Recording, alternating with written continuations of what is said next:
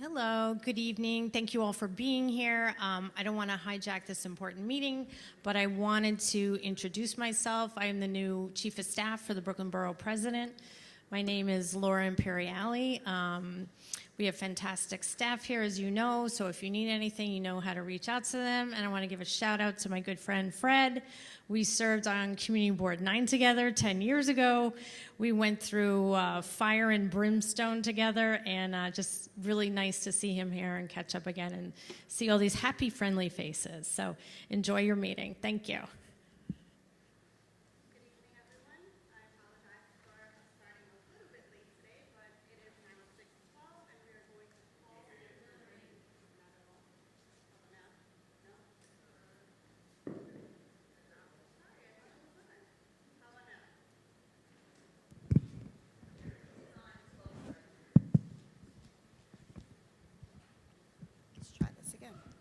Good evening, everyone. We apologize for starting a little bit late, but it is now 6:13, and we want to call to order our June 4th, 2024 Borough Board meeting. Ms. Church, can you please call the roll? Thank you. Good evening, everyone. Please state your name if I call your organization, and you're neither the chair nor the council member. Thank you. Community Board 1. Thank you. Community Board 2. Community Board 3. Thank you. Community Board 4. Thank you. Community Board 5. Community Board 6. Community Board 7. Community Board 8. Community Board 9. Thank you. Community Board 10. Community Board 11. Thank you. Community Board 12. Community Board 13. Your name, please?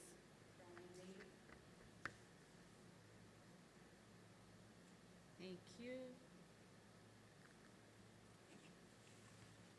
Community Board 14.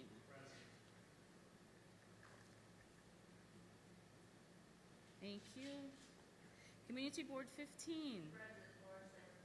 Thank you. Community Board 16.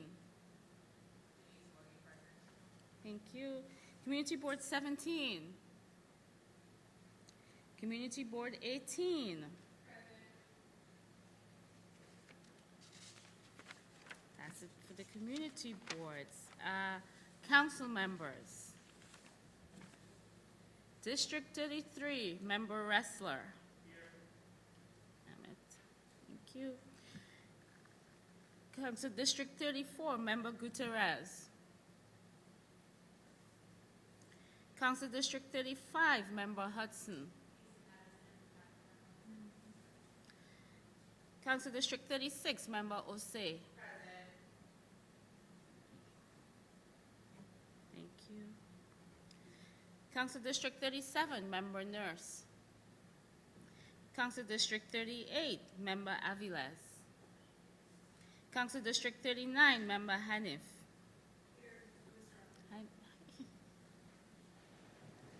Council District 40, Member Joseph. Council District 41, Member Mealy. Thank you. Council District 42, Member Banks. Thank you.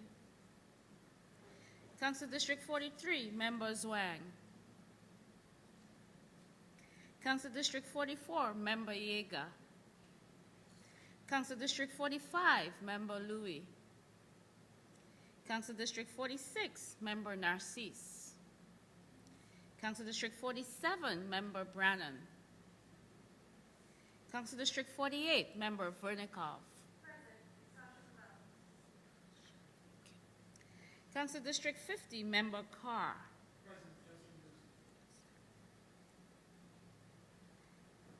Borough President's office is represented by council, and I know we have quorum. Let me me give you the count. 1, 2, 3, 4, 5, 6, 7, 8, 9, 10, 11, 12, 13, 14, 15, 16, 17, 18, 19, 20, 21. Quorum is made.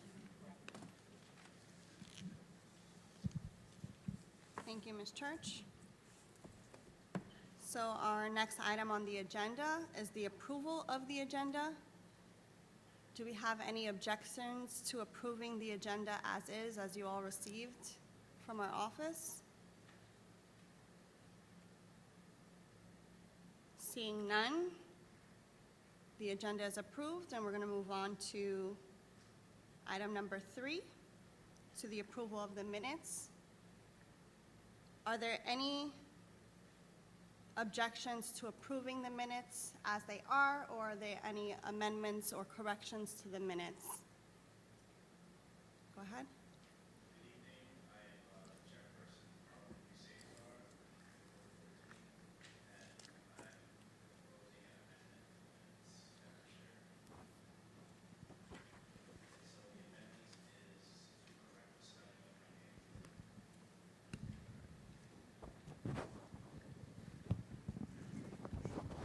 spelling of my name. Can folks hear me? Okay, great. Let me repeat that. My apologies. So good evening. I am Carl Henry Cesar, Chairperson of Community Board 14 in Brooklyn, and the amendment to the minutes that were provided is the spelling of my name. Okay, so we have a motion to amend. Do we have a second? So moved. Can we have a vote? All in favor, please say aye. Any objections? Any abstentions? Okay, so moved. Thank you. So we have an amendment to correct Chairperson name from Board 14, and I'm sorry, I'm going to learn all of you guys' names, I do promise. And we had a hand raised in the back. Is this for an amendment to the minutes? Yes. Okay. So my name is not here at all. CB8, Irsa Weatherspoon, Chair.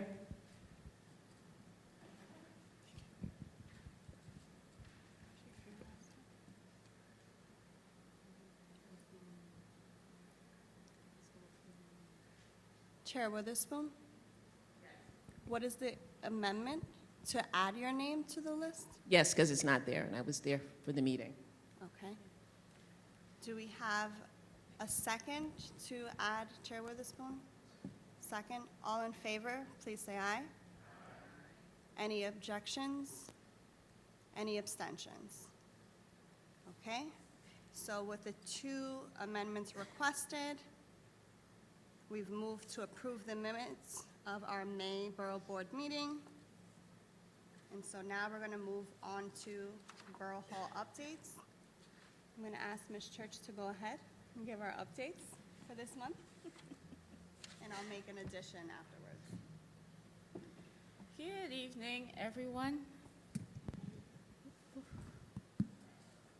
Hi. Okay, so one of the updates I'm making is, you see, I am joined by a new colleague.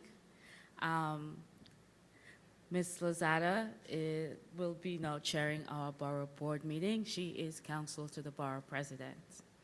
And you've already met Laura Imperial, who's our new Chief of Staff. So we're transitioning, but it's all really, really good. Just 2 quick announcements. Community Board swearing-in ceremony is scheduled for June 24th. Doors open 5 o'clock, starts at 5:30 with refreshments and networking, shall we say that. The actual swearing-in will start at 6:30. For your members who will be joining us on Zoom, they don't need to log on before 6:30 or thereabouts. If members have not yet RSVP'd, unfortunately, we're no longer taking in-person RSVPs. I heard it's the hottest ticket in town, so we're really fully subscribed at this point. So members are still very much encouraged to join us via WebEx. And it's okay to share the link with your circle. And the other thing is, Borough President Reynoso is supporting Paramount Movie Nights in Brooklyn. So McCarran Park on Fridays, Prospect Park on Wednesdays, Fort Greene Park on Thursdays, and Coney Island on Thursdays as well. So, you know, making sure that summer in Brooklyn remains summer, because it isn't summer if you don't have those outdoor movies. And that's it. Oh, we have a DTEF workshop coming up on June 26th. I don't remember the location. At Medgar Evers College.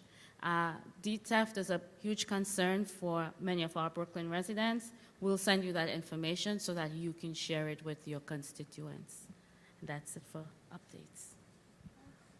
I do have one more update on behalf of the EEO team. So, as you all know from your EEPC audits, getting EEO trainings has been quite a doozy. The city is now moving into a new system called New York City Learn. And so we are going to work, we as in Borough Hall, are going to work with DCAS to get all of your email addresses for your staff and for you all the chairs, so that way you can have access to New York City Learn. So we're going to ask our HR department to send you all an email, so that way you can communicate to your DMs, and for the DMs that are here to send over your roster so we can get you all set up. This would solve the VPN issue with having to be on the city network, and this would allow any emails, whether you have a city email or not, which was also another problem, so that way everyone can take their EEO trainings. So we will have an email, so that way the rosters can either be sent to Lily or to Felicia in our HR office, which you all know them very well. So happy to make that announcement, and hopefully moving forward, EEO trainings and auditing is much smoother the next go around. So that's it for our Borough Hall updates. For number 5, we have unfinished business. And so we had a table of the vote on the parking requirement in the City of Yes Housing Opportunity, where it was moved to create a resolution to request that DCP did not include parking requirement in their housing opportunity portion. I'm sorry if you can't hear me, of City of Yes, and it was tabled for today. So in unfinished business, wanted to see if there's any more discussion or if we have a motion on that front.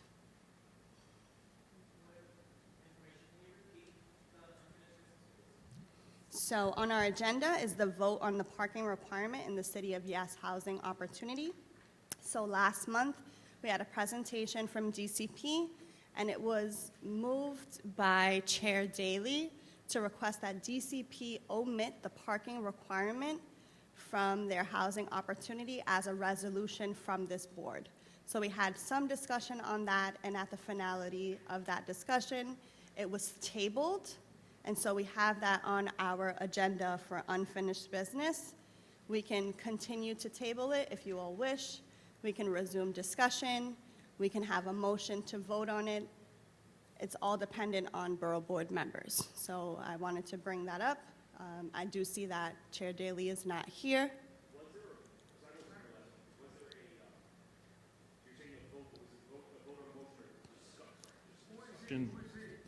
CB6.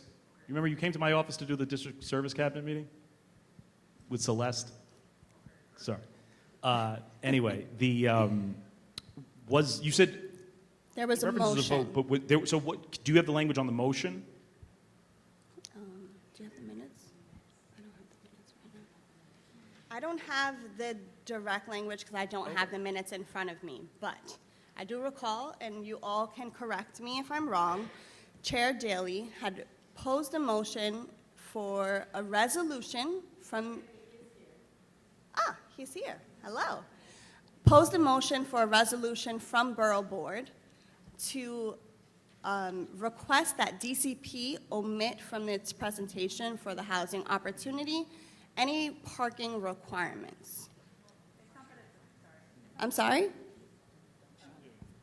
The reduction of parking requirements, So, sorry. okay, so what Yes. is currently included exempt that from the city of, okay. Correct. And so there was discussion, and it was very ample, and then there was a vote to table that discussion.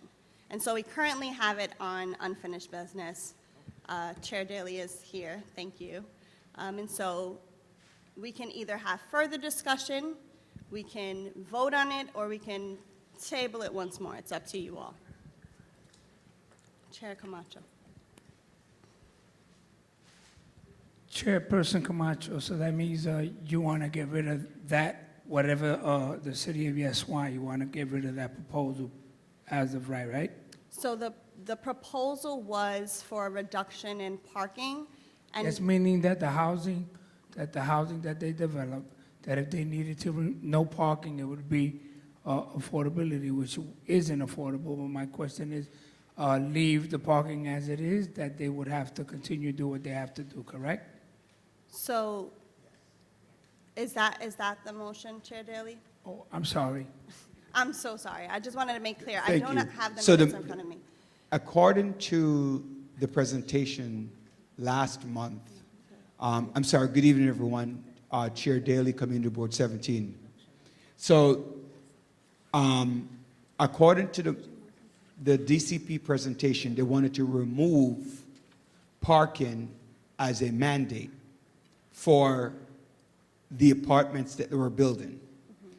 So the motion was that they must include parking, and they cannot remove parking as part of the discussion when building these new developments.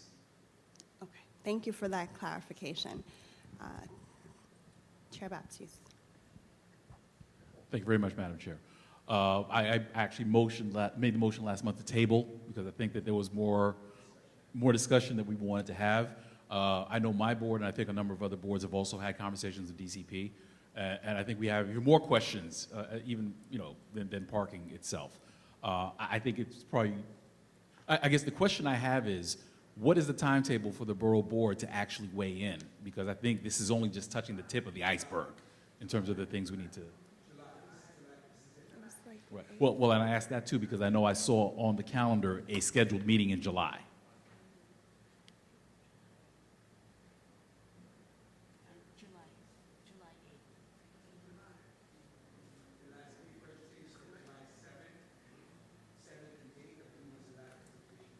Okay.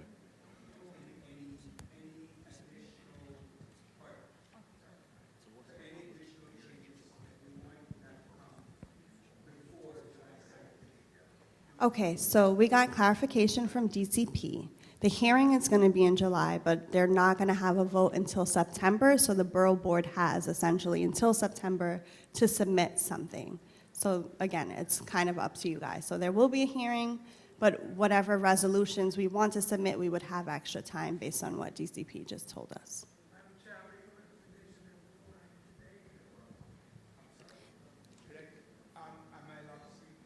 Well, Chairperson Camacho wants to make a motion.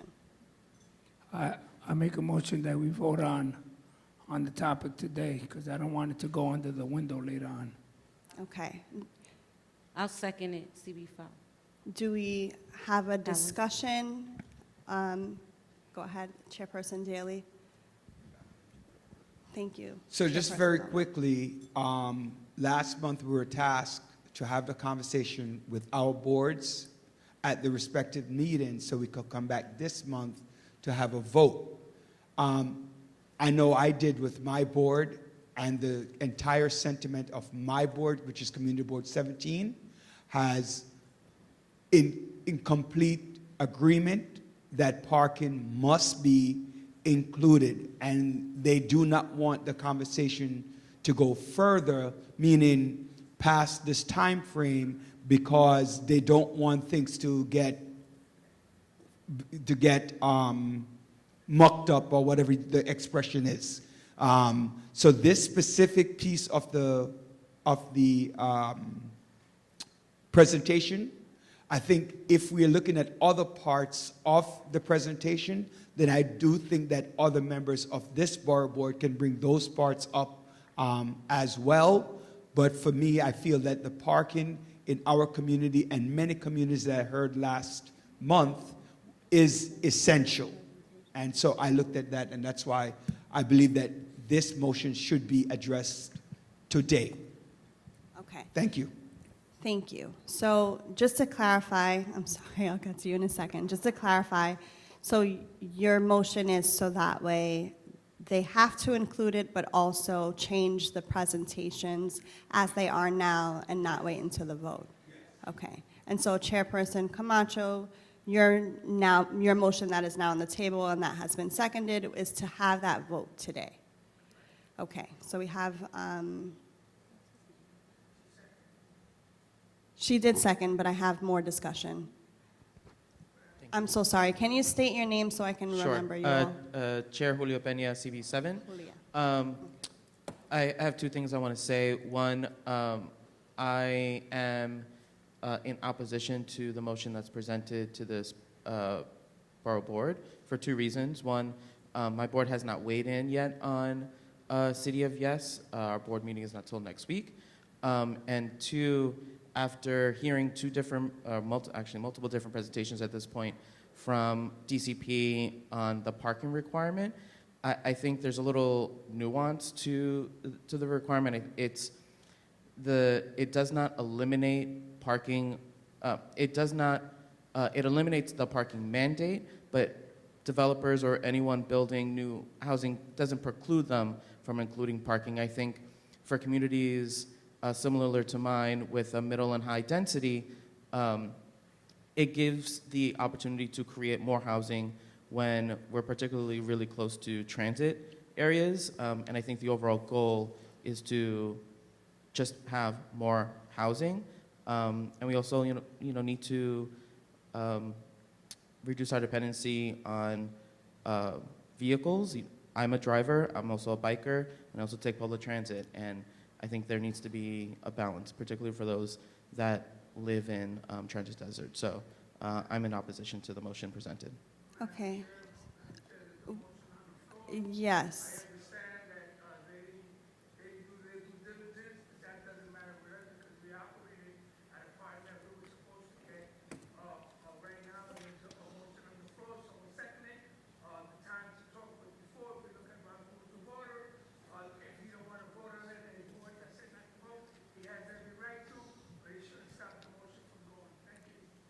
Thank you. With all due respect, Chair Camacho, after a motion has been seconded, we can have discussion. So I am going to kick it back to Chairperson Peña to ask if you want to make an amendment or make another motion. But if not, we will continue the discussion. But there is a motion on the floor. Your objection is noted. So want to continue discussion unless you have you want to propose an amendment. I'm sorry. No amendment at this time. Okay, thank you. We have Board 7? 6? Sorry, you are 7. And can you please just state your name so I can remember? Mike Rassiopo, Thank you, CB6. Mike. The purpose of taking the mic is to agree with Chairperson Peña with the neighboring district.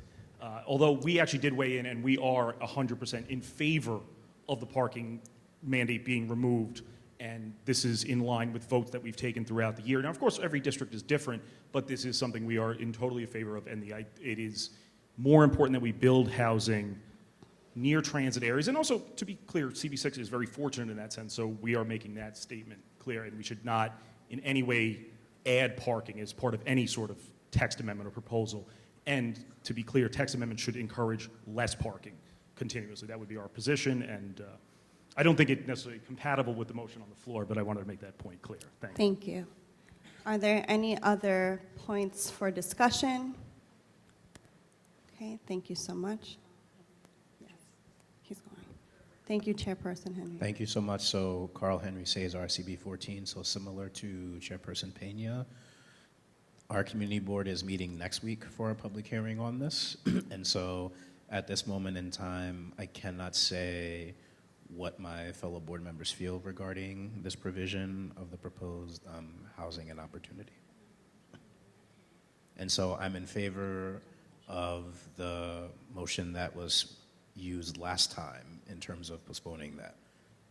Okay. Thank you, Chairperson Henry. Because we have a motion on the floor, if there's no other points of discussion, we will take a vote on that motion. And then if it doesn't pass, we can entertain another motion. But because it was seconded, I'm sorry, go ahead, Chairperson Witherspoon. It's hard to see you behind the I camera, know, so I I'm sorry.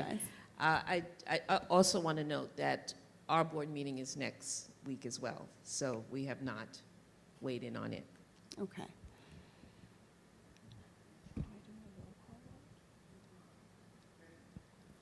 Okay. Sorry, Chairperson Daley. I'm sorry. I do feel for the 3 board chairs who spoke that their board meeting. However, the task was very clear. And that means that from this conversation, it meant that the item was not placed on that CB's agenda. Because if this is the first Tuesday, that means their meeting is the second week of the month, right? If I'm doing my calendar correctly. That means that everyone, except for somebody who might have been the first Monday, right? The first day before, right? So I'm not sure what choices we have, because again, if the motion was to table to discuss at your committee during your meeting and you did not, whose fault is that? I don't want to use the wrong word, right? I don't want to use the wrong word. And hopefully I'm not using it. But if you didn't discuss it, is not then the burden of the borough board, right? So to me, those chairs need to make a decision about what the sentiments are of their board, as we do in many votes that we make. Because it's not always everything that comes for the board that we get the opportunity to go back to our board to discuss. We have to vote on it at that point. Thank you, Chairperson Daley. We have Chairperson Baptiste. Thank you very much. And with all due respect to my colleague, I think part of the problem is, especially because I think as a chair, we were all at the same meeting and we were privy to certain information because DCP presented to us. DCP did not present to my board until last week. So no matter what I could tell them, they needed certain information in order to be able to make certain decisions. So I will be abstaining from that because of that perspective of my board had not had an opportunity. We didn't have an opportunity to make a decision as a board yet because these rounds of communications are still happening. And I think there are a number of other boards where it's still happening as well, and they haven't done hearings and things of that nature. Not that I'm particularly, I don't philosophically disagree, but I think we also need to understand the timing by which this is rolling out. And if the one commentary I make with this is that this is going really so fast that it makes us very difficult, and that's why we're having these problems. Thank you. I also want to add that Community Board 1 is still, we actually requested that they return because we continue to have questions. They presented to us, they presented before the ULIP committee, but they're coming back to present to us next week. And there are many questions, so the Community Board 1 still has many questions on this. Thank you. Are there any other points of discussion? Chairperson Camacho. It's kind of disheartening that some people got the presentation or didn't get the presentation, and then they want us to come here and vote, and the communities that did get the presentation already set aside to make their recommendation, and the borough president has enough time to make, and they have to review them. We got to come back to the floor and request a recommendation. I think a city of Yes needs to reevaluate. They have 18 board members, 18 boards, and they should address them according to, because there's a lack of disrespect, especially to these community boards that hasn't had their vote and hasn't had their fair share of representation. And it's disheartening that they would do something like that because they know we come here to vote and to make sure we represent our community the right way, and they can't have an opportunity to say yes or no on something that's very important and crucial to this community.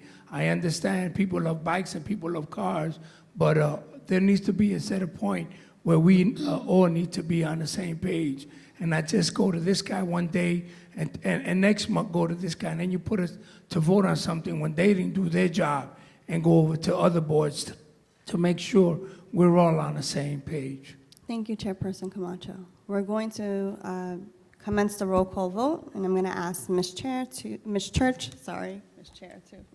to call the roll. I'm sorry. Restate the motion. Okay. So Chairperson Daley's motion, original motion from last month, was to create a resolution to recommend to DCP to include the parking mandate in the housing opportunity and to remove from their presentation any language about a reduction or an elimination of such in their presentation. Am I clarifying that correctly, Chairperson Daley? Great. So the motion that is on the floor. Correct. So it's to remove it from the proposal, but I think the more imminent thing is to have it removed from the presentation as well, so that way the presentation is not including this. And Chairperson Daley, please correct me if I'm wrong. Correct. So I think it's also from. Wouldn't that just mean maintaining the current parking mandate that's in the text amendments? Yes. I don't understand you mean what DCP literally presents to us? So I think it's both, the presentation as well as the plan for the housing opportunity. You got, it's a resolution that you guys would give to DCP if it passes. When you say the presentation, are you referring to the presentation literally that DCP makes? Or are you saying the text amendment proposal?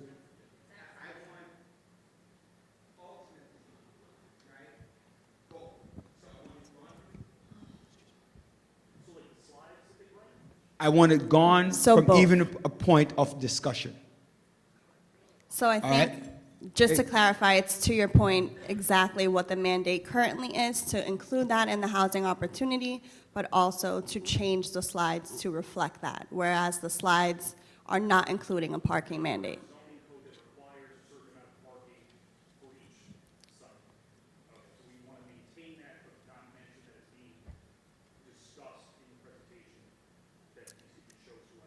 To maintain it, I think is the point. So the point of the resolution is so that way, moving forward, it wouldn't be that. It would be the mandate. A little bit confusing. That is, go ahead. Correct. In very many ways. We don't want the reduction in parking that is proposed. We want that removed, and we want the parking mandate as it exists to be part of this housing opportunity. Is that clear to everyone? That was the motion from last week. The motion on the floor is to vote on that motion today, and it was seconded. We had a very thorough discussion, and Ms. Church is going to make a roll call vote. I'm sorry, I heard something from the back.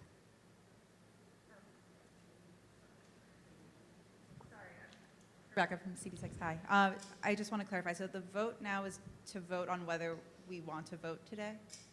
The vote is to do the vote Okay, but for the parking mandate. So it Okay. was tabled, and so they Right. brought it onto the floor again. Okay, just making sure if we say like affirmative, we want to vote today, we are not affirming the actual substance of last time's motion.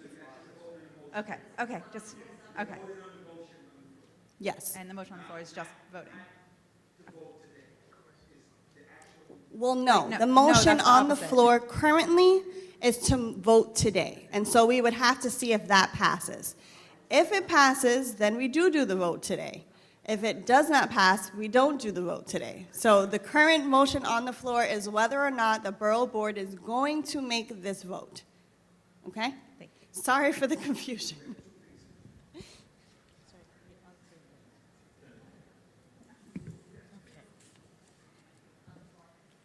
Everyone's clear on what we're voting on? Yeah. All right. Is everyone clear on the motion to be voted on? Okay, we'll commence the roll call. Gina Barros, CB1. Yeah.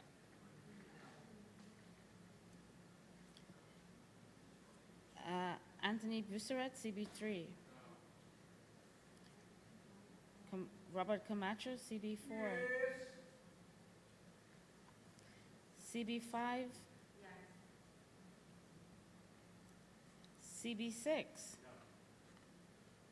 CB7. CB8. CB9.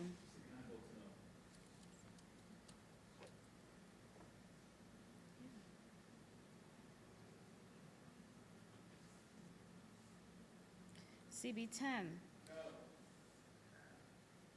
CB11. CB13. I'm sorry. Who's here for? I don't have anybody from CB13. Do we have anyone here for CB12? No, we don't. CB13. No, she's not. She's not. She's not on my list. CB14. CB15. CB16. CB17. CB18. CB18.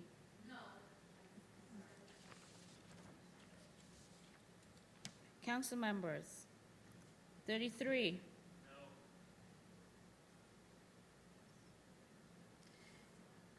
35. 34. Thank you. Thank you. Did you say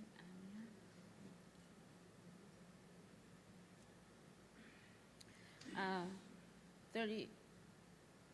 She abstained. 36.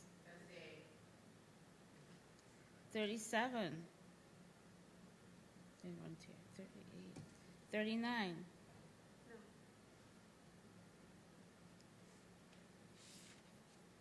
41. 42. 45.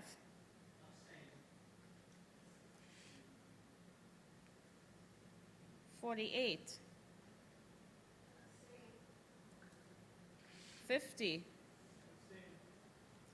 Is there anyone I left out?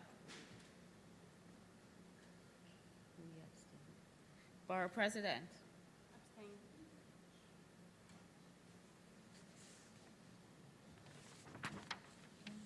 1,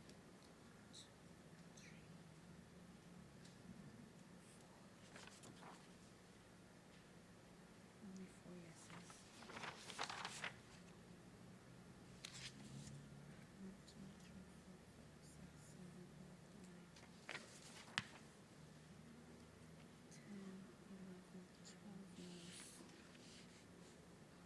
3, 4, 5, 6, 7, 8, 9, 10, 11, 12 noes. 3, 4, 5, 6, 7, 8, 9, 10, 11, 11 abstain.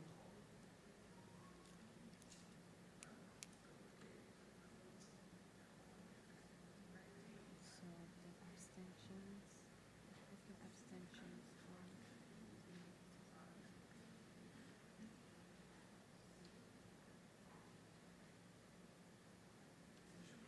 can go ahead.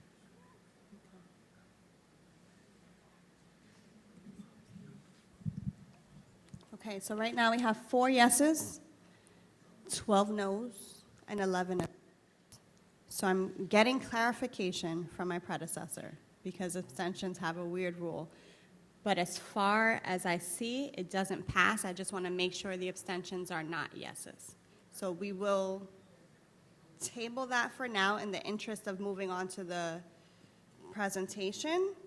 And we will let you guys know once I get the clarification. Just because abstentions is a weird rule in New York, where generally if There's more yeses, abstentions usually count as yes. Because we don't have that here, there's more noes. I want to get clarification from Council Lewis. Chairperson Daley? I just had a vote 2 months ago at my board regarding residency status. When sent to legal counsel, Stephen Golden, he stated that it has to be the majority of the people that are here, whatever they voted, that's what it is. So the majority of the people that are here, their vote, so the abstention vote actually remains an abstention vote. I'm just telling you what The abstentions means abstentions because it's not yes. Right. I agree. Right. Yes. So in other words, so I'll give you the exact vote. There were 24 people at the meeting, which made quorum, but 12 voted yes, 7 voted no, and 5 abstained. And the majority would have been 12 plus 1, 13, so it did not pass. Correct. I Okay. just want, for my sake, since it's my first time chairing, to get that confirmation. I do understand that to be the rule. And so I'm making a preliminary determination that it didn't pass, but I do want the confirmation from Council Lewis. So before I make that final determination, I am waiting for that. Chairperson Camacho. And Yes, thank you I for just- that, Chairperson Daley. Yes. I just hope that when you guys do go back, or your members do get a picture of what they're inquiring in regards to them, not putting the apartments that are going to create is not deeply affordable, and Latinos and Hispanic and blacks don't come with a dog and roommates. So 1 bedroom ain't gonna cut it. So we really need to see what we're giving away in regards to the parking structure. Is it gonna be, we're gonna give away 1 parking for 3 bedrooms and 4 bedrooms for our family? Or we're gonna give a studio apartment to someone that could afford it and not people that lived in a community that can't? I think we really need to find out who we represent and what we create. Not only that, I know a lot of people don't like cars, but cars pay a lot of bills and get a lot of jobs. You pay for the gas, DMV, insurance, so there's a lot of jobs. So I'm with you, let's get rid of the cars, but let's see what's gonna happen later on when them people ain't got a job, or the mechanics. Or we gotta educate them to do electrical, because our old-time mechanics only know how to deal with the old time, and the young kids don't even wanna work. So I just wanted to bring that to you guys to make sure that when you go to your board, you tell your board, if you're gonna change that, make it deeply affordable. Don't make it MIH when it's not affordable for us. Thank you. Thank you, Chairperson Camacho. So we've already voted. We're going to move on to item number 6 on our agenda, which is communications and reports. We do have DCP here. So we want to call up David Weissglass. Thank you so much.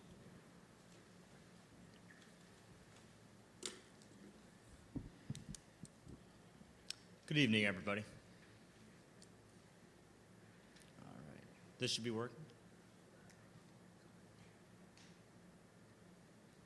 Gotta make sure I know what I'm. Oh.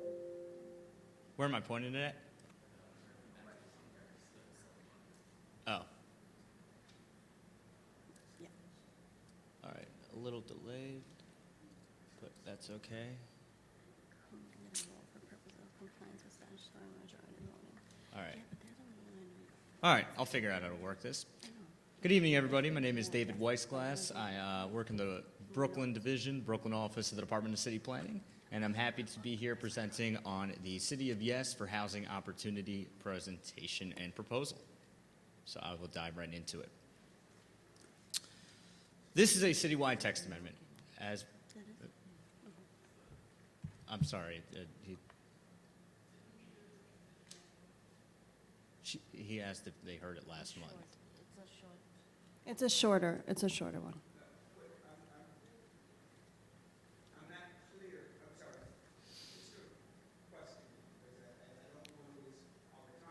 Chairperson Daly.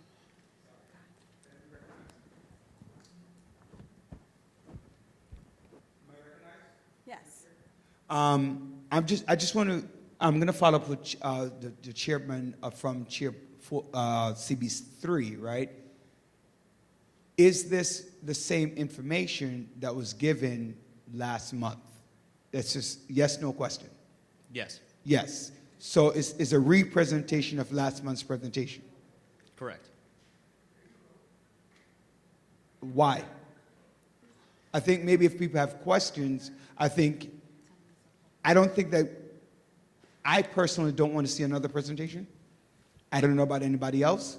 So I think that if the Borough Board has questions, then I think this should avail that time to ask questions for clarity, especially for those boards who might or might not have had a concern after seeing the presentation. I don't know what anybody else thinks, but I don't know if that's a motion or not a motion or whatever the case is.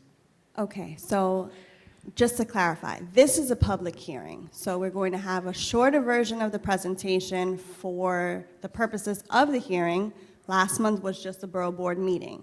So because this is a public hearing, we have to have a presentation. It will not be as long as last month, but it is substantially the same information, and then we will move into questions from the Borough Board, and then the public hearing portion where members of the public can also give comment of 2 minutes. So we did send out a public hearing notice. There is a notice on our agenda, so that's the reason for the double presentation, because we're having a Borough Board hearing today. Is that understood? Thank you. And we will ask that we can allow DCP to present so we can move on with our public hearing. Thank you guys so much. Thank you. I'll try to abbreviate, but I know there are a lot of questions on the proposal, and so I want to make sure that there's thorough information for everybody here. So, as noted, this is a citywide text amendment, which is important. These changes will enable a little bit more housing in every neighborhood by removing barriers to housing growth. The City of Yes for Housing Opportunity is a citywide plan that will encourage incremental housing growth over a wide geography, and I'll explain how you can expect this proposal to apply in your districts and in your neighborhoods. Right. I think it was a little bit delayed. There we go. Thank you. So, why is a text amendment like this necessary? Well, low vacancy rates as they exist right here, you can see that we're at an all-time low vacancy rate in New York City at 1.41%, and in Brooklyn, it's even lower at 1.27%. When vacancies are so low, what it does is puts all the power in the hand of property owners and landlords, and it forces tenants to compete with each other, right? Because our housing demand is so great and our housing supply is low, New Yorkers are experiencing significantly high housing costs, right? Over half of New York City renters are rent burdened, meaning they spend over 30% of their income on rent. Not enough homes is also the direct cause of homelessness. Each night in 2023, it was determined that over 92,000 homeless New Yorkers sleep in shelters. This includes over 33,000 homeless children. Next slide. If you wouldn't mind helping me to go to, there you go, thank you very much. So, I know, we kind of look around the city, we see a lot of cranes and construction, and we kind of assume that we're building a ton, but that's not necessarily the case as we could see here.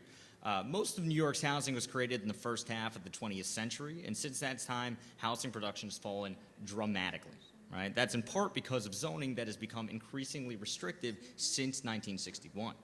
Housing production's decreased, but the demand has increased, right? And there are a lot of reasons for this. For example, households are smaller today than they used to be, meaning even the same amount of people want to take up more space. This is in addition to just people wanting to move to New York City, which is a constant. Thank you. What recent housing production has occurred has been limited to only a few neighborhoods, which you can see in the darker blue here, right? In 2023, 10 community districts accounted and produced as much housing as all of the other 49 districts combined. When some neighborhoods stop producing housing, this puts additional pressure on the other neighborhoods to accommodate all the new housing, to produce all the new housing that is necessary. Allowing a little bit more housing, and I know I keep repeating a little bit, but that's important, allowing a little bit more housing everywhere will ease that demand pressure on these existing neighborhoods so housing growth is more equitable. Next slide here. I'm sorry, my friend, if you wouldn't mind, doesn't seem to be working. No problem, thank you. So again, as I spoke to earlier, when we have such low vacancy rates, it forces tenants to compete with each other, causing very, very high rents, right? So where we live, NYC, is the city's fair housing plan, and that was created by HPD in collaboration with over 250 community organizations. And it highlights how the city's housing shortage and affordability crisis have severely limited New Yorkers' housing choices. The proposals in the City of Yes emerge from the goals in Where We Live, NYC, right? In a tight housing market, landlords can charge high rents, and existing tenants are vulnerable to tenant harassment, poor housing quality, and displacement pressure as they compete with each other for a limited number of units. In other words, when there are so few units available, landlords can look at their tenants and say, what other options do you have, right? When there are few apartments to choose from, renters pay more. In Brooklyn, 52.6% of renters are considered rent burden, meaning they spend over 30% of their income on rent.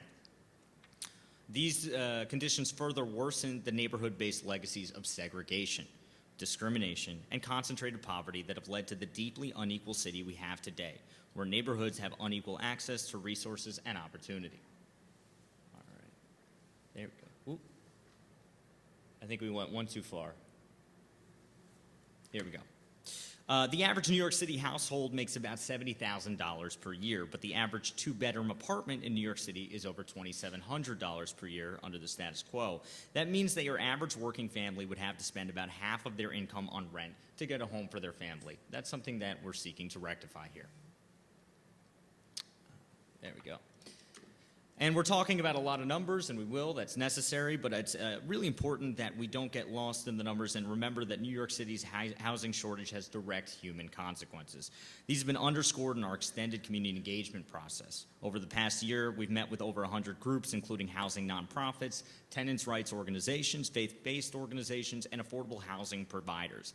They were all able to share unique perspectives and unique conditions about the lived experiences resulting from our housing crisis. So I'll go to the next slide here. One more. There we go. The last thing we'll say is, yes, we're trying to lower rents. That's important, but it also has economic ramifications when we fail to produce housing, right? When we fail to produce housing, people have to spend so much of their income on housing, they have less money to spend on everything else. Right? Allowing New York City to build more housing can also help to create good quality jobs in construction and residential maintenance, adding an estimated $58.2 billion to the city's economy and creating 260,000 jobs. Beautiful. Now, zoning is but one tool to address New York City's housing crisis. It may not be the sufficient tool to solve all of our problems, but is absolutely necessary to address the zoning resolution and the barriers to housing production. Many cities work on policies and programs that aim to address New Yorkers' housing needs. The Department of City Planning were responsible for just the zoning resolution. Zoning regulates what can be built on a particular site, how big the building could be, and what uses it can have, residential or commercial, for instance. Sometimes we include other things like requirements for income-restricted affordable housing, but zoning does not fund new housing or directly control what will be built on private property, right? It only establishes the rules for what can be built. How much housing gets built depends on a lot of factors, right? Other tools that we use to support good housing outcomes include subsidies or tax incentives to promote income-restricted affordable housing, programs for affordable home ownership, and tenant protections that guarantee New Yorkers' rights. These are all incredibly important. They all need to be addressed and improved, but we legally are in the scope right now to discuss the zoning resolution, which is what we can address. Got it. Thank you. All right, so how can we do that? Well, we have a shortage of housing, right? And how can we help to allow more housing to be built within neighborhoods without these neighborhoods undergoing severe aesthetic changes or overtaxing infrastructure? We spread it out and make it a citywide text amendment, right? So changing our zoning can respond to these issues by increasing the number of homes that can be built and the different types of homes that can be built for different people with different needs, right? If each neighborhood added just a little bit more housing, New York City can add a lot of housing overall throughout the city without any single neighborhood experiencing dramatic changes or overtaxed infrastructure. Slide. Thank you. So we'll get into the details of the proposal right now. What you can see here, and I'll forward to another map in a moment showing just Brooklyn, but what you can see in the yellow here is what we call our high density, our medium and high density zones. Those are R6 through R10 zones, right? What you see in blue are our low density zones, which are R1 through R5 zones. And if we forward to the next slide, we could see this zoomed in on just the borough of Brooklyn. So you can see the high density and the low density zones. Overview of the proposals here that we have. In the blue areas that you see, those low density zones, we want to allow missing middle housing, right? This includes town center zoning and transit oriented development, which I'll go over the details of that in just a moment. In the high density zones that you see here in yellow, we want to introduce something called the Universal Affordability Preference, or UAP. UAP is going to allow some of apartment buildings to be slightly larger, up to about at least 20% larger, as long as the delta between the existing condition and what could be built is permanently affordable housing. All right. There are also, just a second. There's also a few citywide proposals, parking, which we just had a robust discussion on. We seek to lift these costly parking mandates for new housing while still allowing parking to be provided where necessary, and other citywide actions to enable conversions of vacant or underutilized non-residential buildings. We want to introduce or reintroduce, I should say, small and shared apartments and allow infill where appropriate. Next slide, please. Thank you. So I'll get into our low-density proposals right now. Here you can see everything in blue is what we define as a low-density district, basically an R1 through R5 zoning district. Currently, exclusionary zoning rules have made it virtually impossible to build the housing that is needed in low-density neighborhoods, placing additional pressure on high-density neighborhoods to produce more housing. This wasn't always the case. Right? Small apartment buildings, 2 to 3 family homes are common in all of New York City's lower density neighborhoods and were allowed in many places until as recently as the 90s and early 2000s, when even stricter zoning regulations were introduced. The City of Yes for Housing Opportunity would reintroduce modest buildings that are more naturally affordable than other types of construction and apartment buildings at a scale in which they could take advantage of existing affordability programs. Together, these changes allow for the creation of more housing in low-density neighborhoods without severely affecting neighborhood character. Next slide. Right. And actually, this is let's go back one more time. I just wanted to zoom in again on the borough of Brooklyn so you could see the neighborhoods in which we plan to allow some of this missing middle housing. Next slide, please. Thank you. Our town center proposal aims to create more missing middle housing in low-density areas with commercial overlays, right? And so if we go to the next slide very quickly, we could see where it applies here. I know it's difficult to see, but these proposals would only apply where the red is mapped right here. Those are low-density neighborhoods, low-density residential districts with commercial overlays upon them.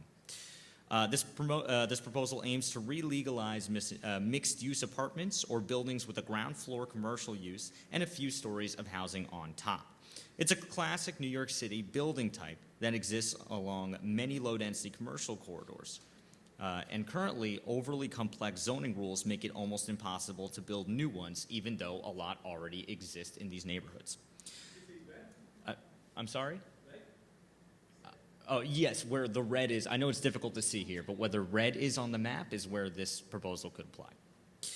This proposal also streamlines zoning rules, including restrictive limits on floor area and height, so that it's once again feasible to build 2 to 4 stories of housing above a commercial ground floor. And you could see the illustration on the left. A lot of these buildings already exist, but we're prohibited from building new buildings just like it. I want to also...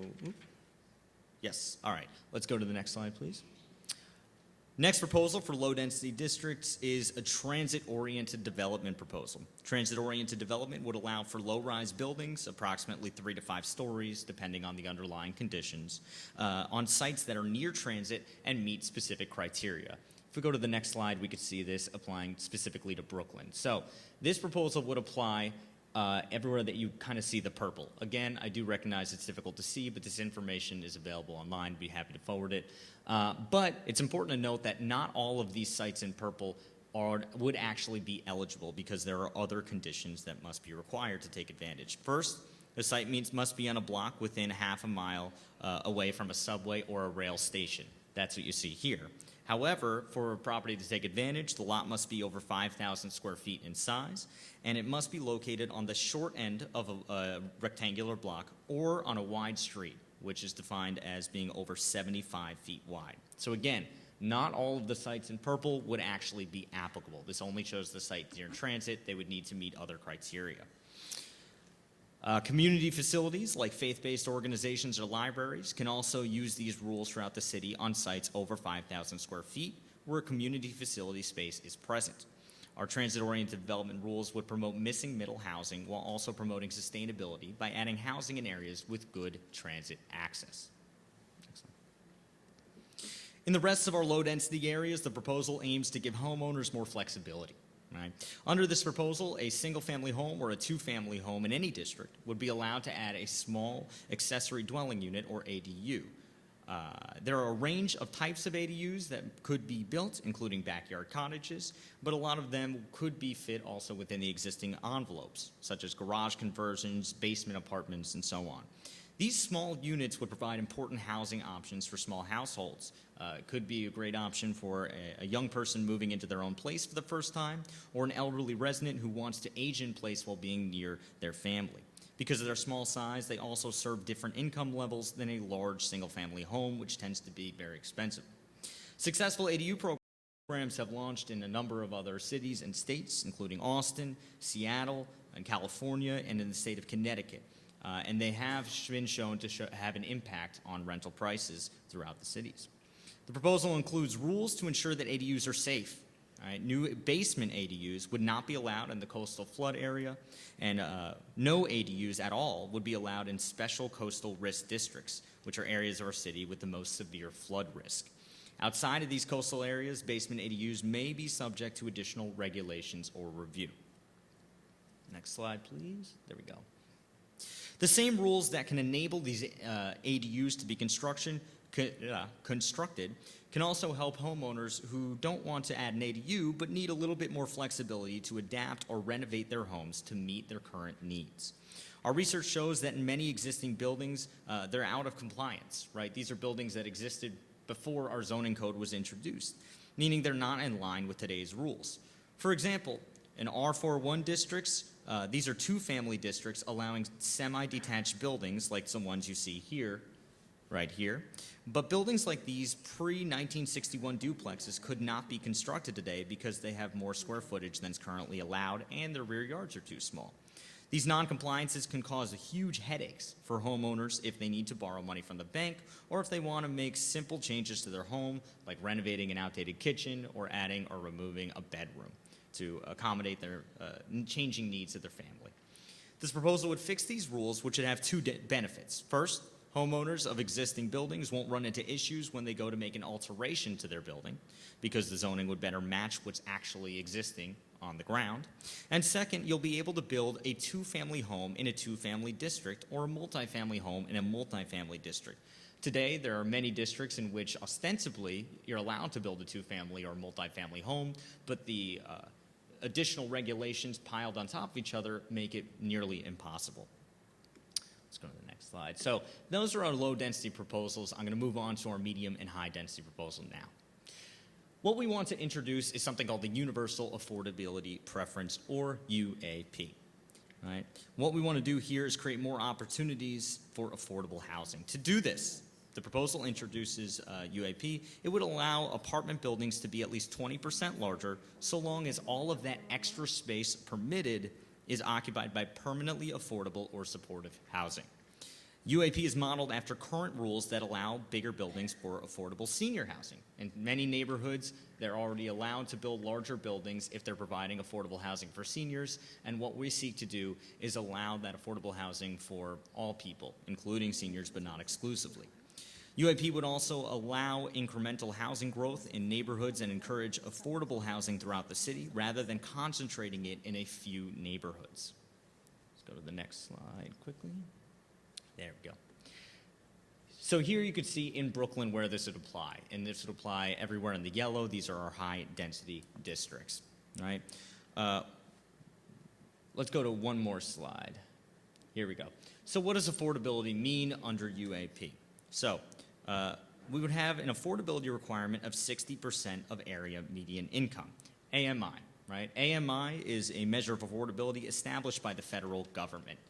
At 60% AMI, which is about $76,000 or $260 income for a family of three, UAP would serve lower income New Yorkers than the existing zoning tool voluntary inclusionary housing, or VIH. Voluntary inclusionary housing has an AMI requirement of 80% of AMI, and there's no permission to be flexible with those AMIs. What we want to do here is have that deeper affordability with 60% of AMI rather than 80%, and importantly, we'd like to introduce income averaging, right?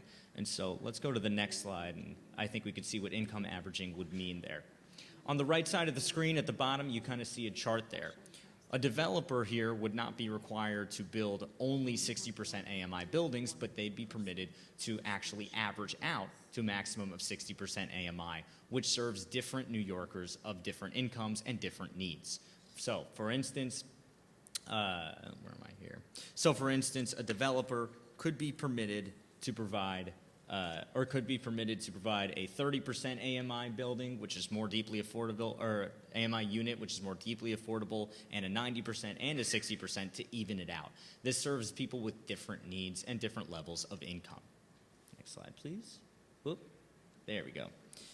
So here we can see an example of how this works and how it could play out.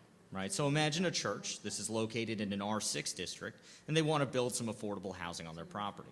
If they wanted to do that, they would get 3.0 FAR, regardless of whether they're developing market rate or affordable housing, and that would allow them to build 35 units under the status quo conditions. Under UAP, they'd get 3.9 FAR rather than 3.0, but that additional 0.9 FAR could only be used for affordable housing. And if it is, they could build about 10 to 12 more affordable units than they would be today. 10 to 12, again, doesn't sound like a lot, but that's one property. And again, this was functioning at a citywide scale, right? If every project has a few more affordable units, New York City can add a significant amount of affordable housing, and no single neighborhood will experience dramatic changes. Let's go to the next slide.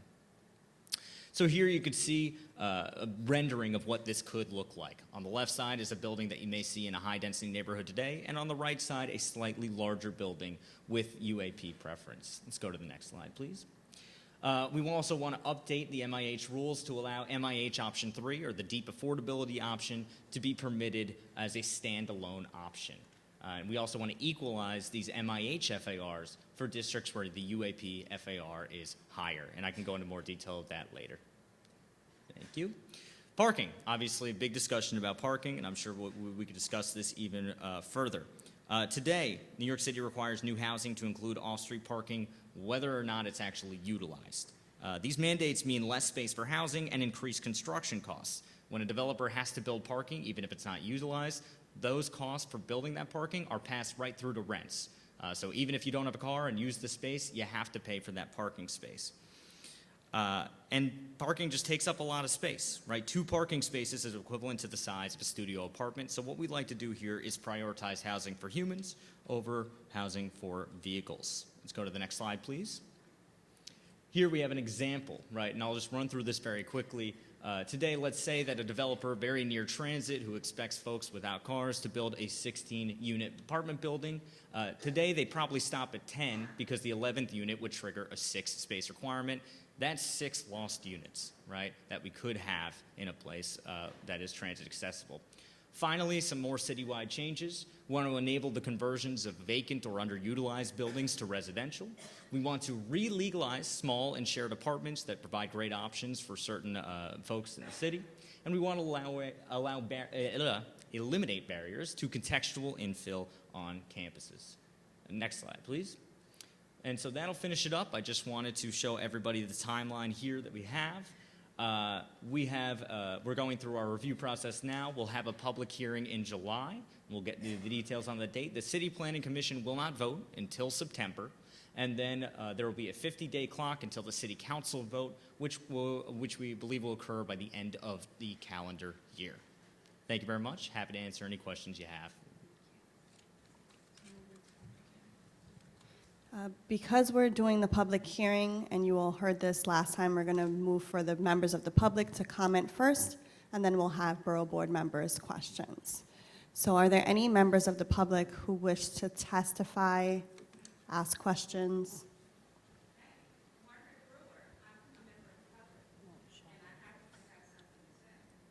Okay, give me 1 second, Margaret. I do have Charlene Davis. I have a slip here. Okay, Ms. Davis. She'll be recognized first, and then Ms. Brewer will be recognized second. Ms. Davis, can you raise your hand? Right here. Yes. Good evening, everyone. My name is Charlene Davis, and I met this gentleman yesterday, I believe it was, at Community Board 13's meeting, and we had a lot of questions for him. We were very concerned because Community Board 13 is in an area where it's flooded. We had Sandy there, and a lot of people's homes got flooded and destroyed. We're having a lot of issues with sanitation, with rats, with all of the new structures that they want to bring into the community as well. And it was something that he mentioned in reference to them building the houses that have the parking spaces underneath it. It was said that even if you don't rent a parking space underneath it, your rent may be higher because they do have that possibility for you to park, which I think is unfair. And then there was also questions regarding to people who are handicapped, people who are disabled. What about, those issues and stuff, and whether or not they're doing individual assessments of these areas, because Coney Island is a lot different than a lot of these other areas. Coney Island may not be able to deal with having more people come in because of the way in which it's structured, and it's a peninsula. Thank you for allowing me to speak. Thank you, Charlene Davis. Now we have Margaret Brewer, who's recognized.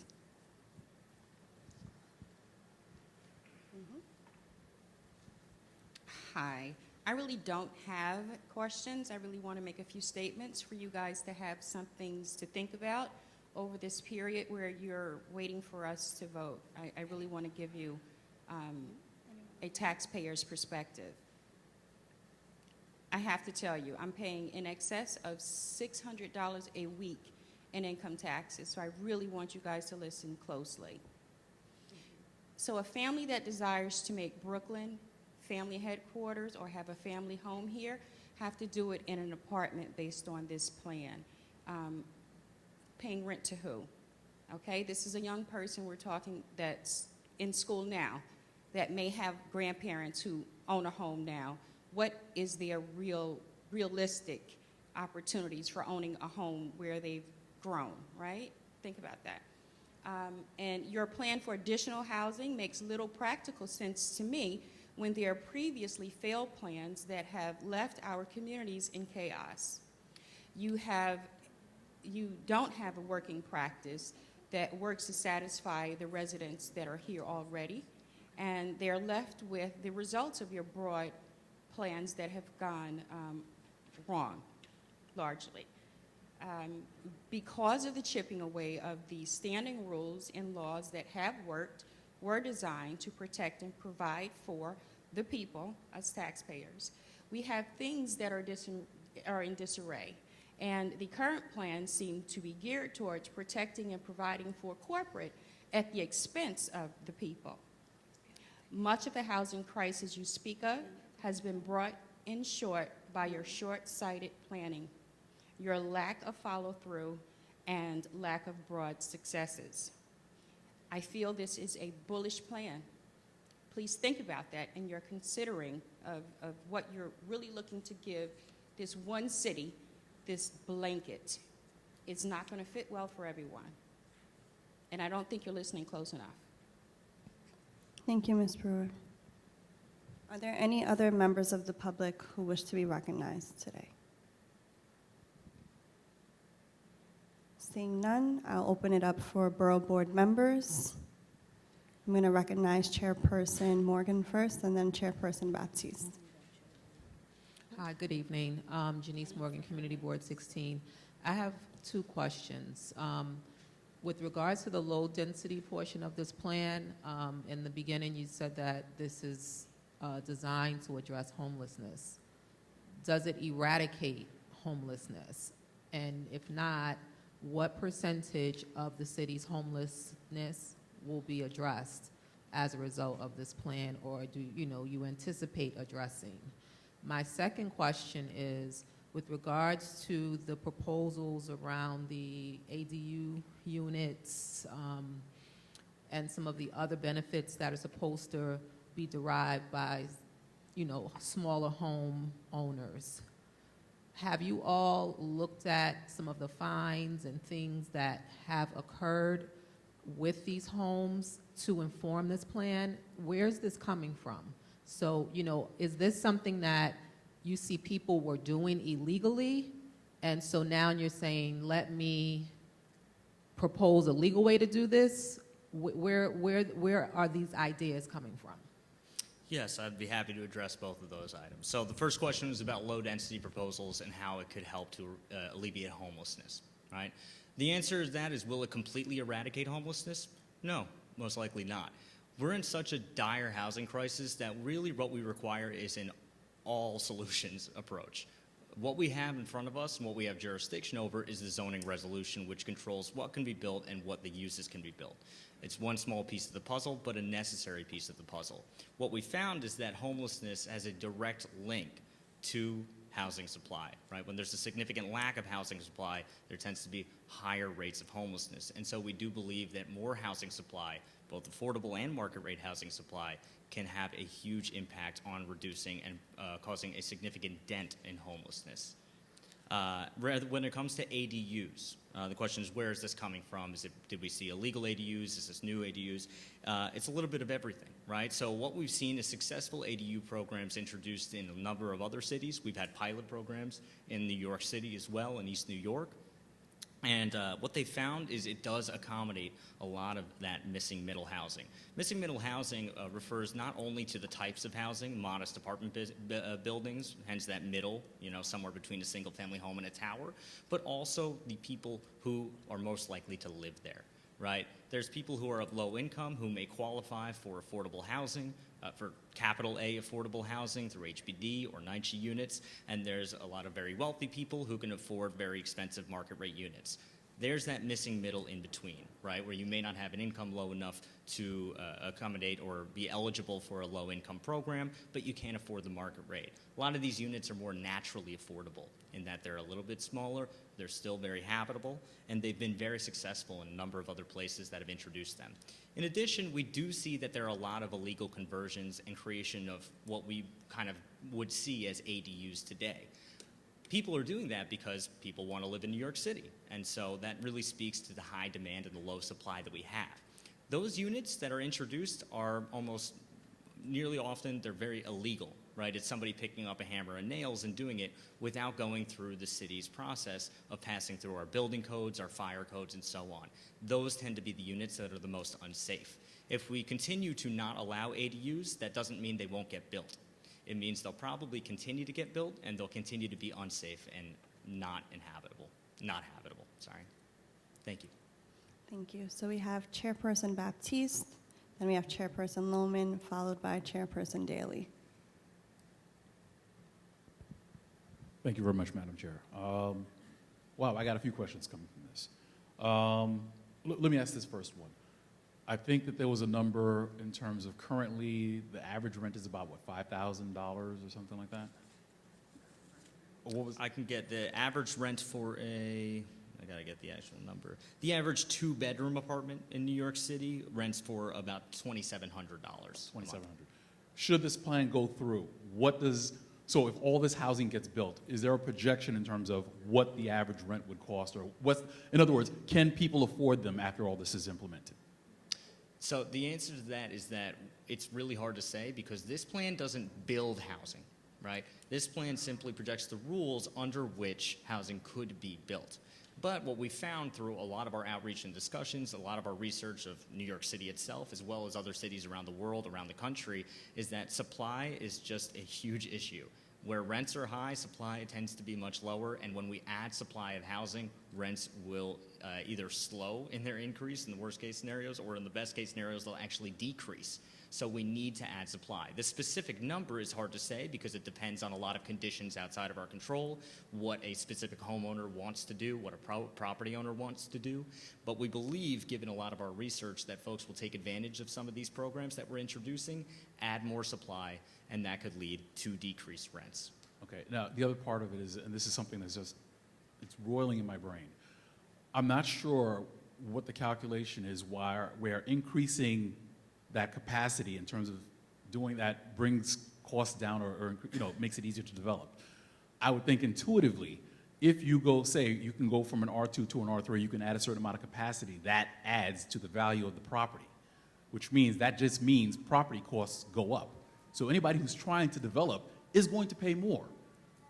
So in other words, there's no way you build cheaper housing. You're going to build more expensive housing because speculation all of a sudden drives all the properties up because now everybody can build bigger. If I'm capped at 2 stories, I'm not buying over a certain price because I know I can't do over 2 stories. All of a sudden, if I know I can do all these programs and go higher, everybody who's selling property who has it is going to sell high. And guess what? I've never seen cost savings come back down to the tenant. So I think that there are a number of different assumptions that are happening in this that are not realistic. And then not to mention, I think that part of the things that I'm also concerned about is I'm not sure, I know that we said that there was a 1 point, I can't remember what the exact vacancy rate is. Do we have a number in terms of how many units are warehoused or being kept out to artificially inflate, to artificially decrease the housing supply? Do we have numbers on that? Yes, so I'd love to address both of those items. Right. So the first thing is about capacity actually leading to lower rents. I want to be clear that this isn't based on theoretical assumptions, right? So these are based on studies that are actually done, overwhelming amounts of studies that show the relationship between higher supply. I do understand the point about property is now worth more because it can accommodate higher buildings, it's capitalized in there, and yet that additional value of a property still leads and tends to lead because of a number of factors, including but not limited to building code, construction cost savings, and things like that, economies of scale, to lower rents. And so there's a lot of studies that we show that I'd be happy to forward to you and have discussions with you after the fact that do show that capacity and more housing supply does lead to lower rents, and there's no way for us to kind of avoid that within our zoning resolution. The other question that you asked, I'm sorry, can you remind me one more time of the last question that you were asked? I thought I had it written. Pardon? Yes, warehousing units, and basically the question about vacancy. So what we see with a lot of vacancy, I don't know if we have the warehousing numbers or anything like that, but what we see with a lot of vacancy is that a lot of these empty units that people may see are not actually habitable units, right? Or are not necessarily units that are vacant just waiting to be taken over. A lot of them are in between tenants. Someone signed a lease, they haven't moved in yet. A lot of them are something in which it's not habitable because something needs to be repaired, right? And so it's empty, but it's actually not habitable or safe. And then, yes, you're right, there are other units in which people keep them as vacation homes or second homes, something that could be addressed but is not within the scope of what we have here in front of us in the zoning resolution. We can't control that.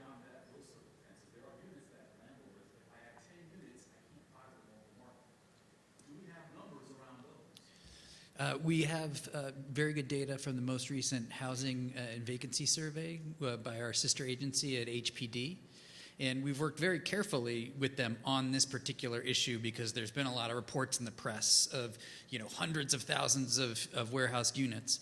And what we found from the most recent data is actually that rental units available for vacancy, that's the lowest since 1968, and these other types of units as well that David mentioned, they are also at historic lows. And so, while yes, it's extremely important for every vacant unit for us to get that out there, get that occupied with a tenant, that's still only a good start on creating all the housing that we need in order to get that vacancy rate up to a healthier level and bring down housing costs as well. So agree with you completely that we need to be focused on those vacant units, but it's part of what David mentioned as a all of the above strategy, or a both and strategy. And by the way, I'm sorry, I'm John Mangian from the Housing Division at City Planning.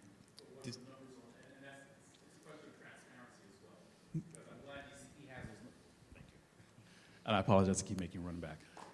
As a question of transparency, I think that's what all of our boards demand as well. We should know these numbers, and we should know how all these numbers reflect in our districts as well, so that way we can truly address the problems. Part of the problem, and I guess just to cap this off, one of the things that this does, or one of the effects of this proposal is that it makes as of right a lot of conversations that we would normally have as part of the variances, where we can negotiate better things. But by doing this and giving this away to the developers, that removes that ability to have the conversations to make sure development is appropriate in each of the districts. Gotcha. No, we fully recognize the fundamental role that community boards play when we're significantly changing the zoning regulations that apply to a given site. So that's why when you see rezonings in your community boards, you're typically looking at 50% increases, 100% increases, really significant changes. Or maybe a special permit that goes through ULURP. The types of changes that we're talking about through these text amendments are really much more minor than the types of things that you would see through a full ULURP. So we see this as nips and tucks, little adjustments that create a little bit of opportunity, but across an extremely broad geography, in a way that would not enable, without community board review or without a ULURP, really significant changes in what you can do with a site, like you get when you're going from, an R4 to an R7A or something like that. These are more minor. Chairperson Lohman. Good evening, everyone.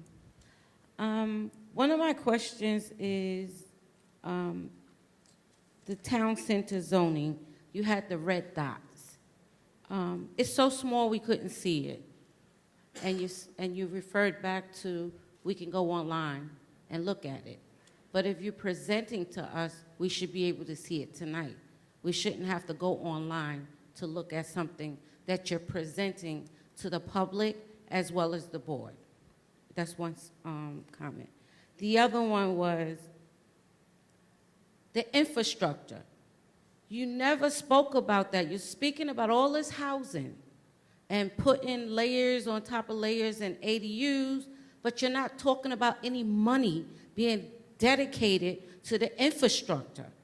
It's going to be hard on our plumbing. It's going to be hard on everything across the board, but nothing in that presentation speaks to that point. Besides that, you said you're seeking to bring down rent. How? We have kids that's going to college that come back from college and they can't afford to pay $2,000 for rent. How do you expect to bring down the cost so that it's affordable for the communities that this is going to affect? And my last comment is, I got so much stuff written down. My last comment is the 60% of the AMIs. It should be specific to the community boards or the areas that you're going to build these homes and houses in, because a blanket statement straight across the board doesn't work, because it's not taking in consideration the actual neighborhoods that you're building in. So that should be according to the neighborhoods and not just a blanket statement like you want us to sign on to this rezoning of text amendment. That's all I have to say. Thank you. I appreciate that. I heard 4 points there, one of which is making sure that you could see the graphics larger. Unfortunately, we do have logistical constraints. I'd be happy to meet with you afterwards and show specifically some of those maps and applicability maps. The second is infrastructure. So what we did as part of this process is complete what I believe is the largest environmental impact statement process that's ever been done by the Department of City Planning. And what that really showed is that we understand and completely acknowledge that existing infrastructure in a lot of neighborhoods is not sufficient. That is a reality, and we at DCP are in no way disregarding that or claiming that it's not true. What we did with our environmental impact statement and what we do with these EISs is determine the delta, basically the difference between the current status quo conditions and what is likely and reasonably likely to occur if this proposal passes. Right? What's the difference between those two in terms of its impact on sewer, rainwater, traffic, and so on and so forth?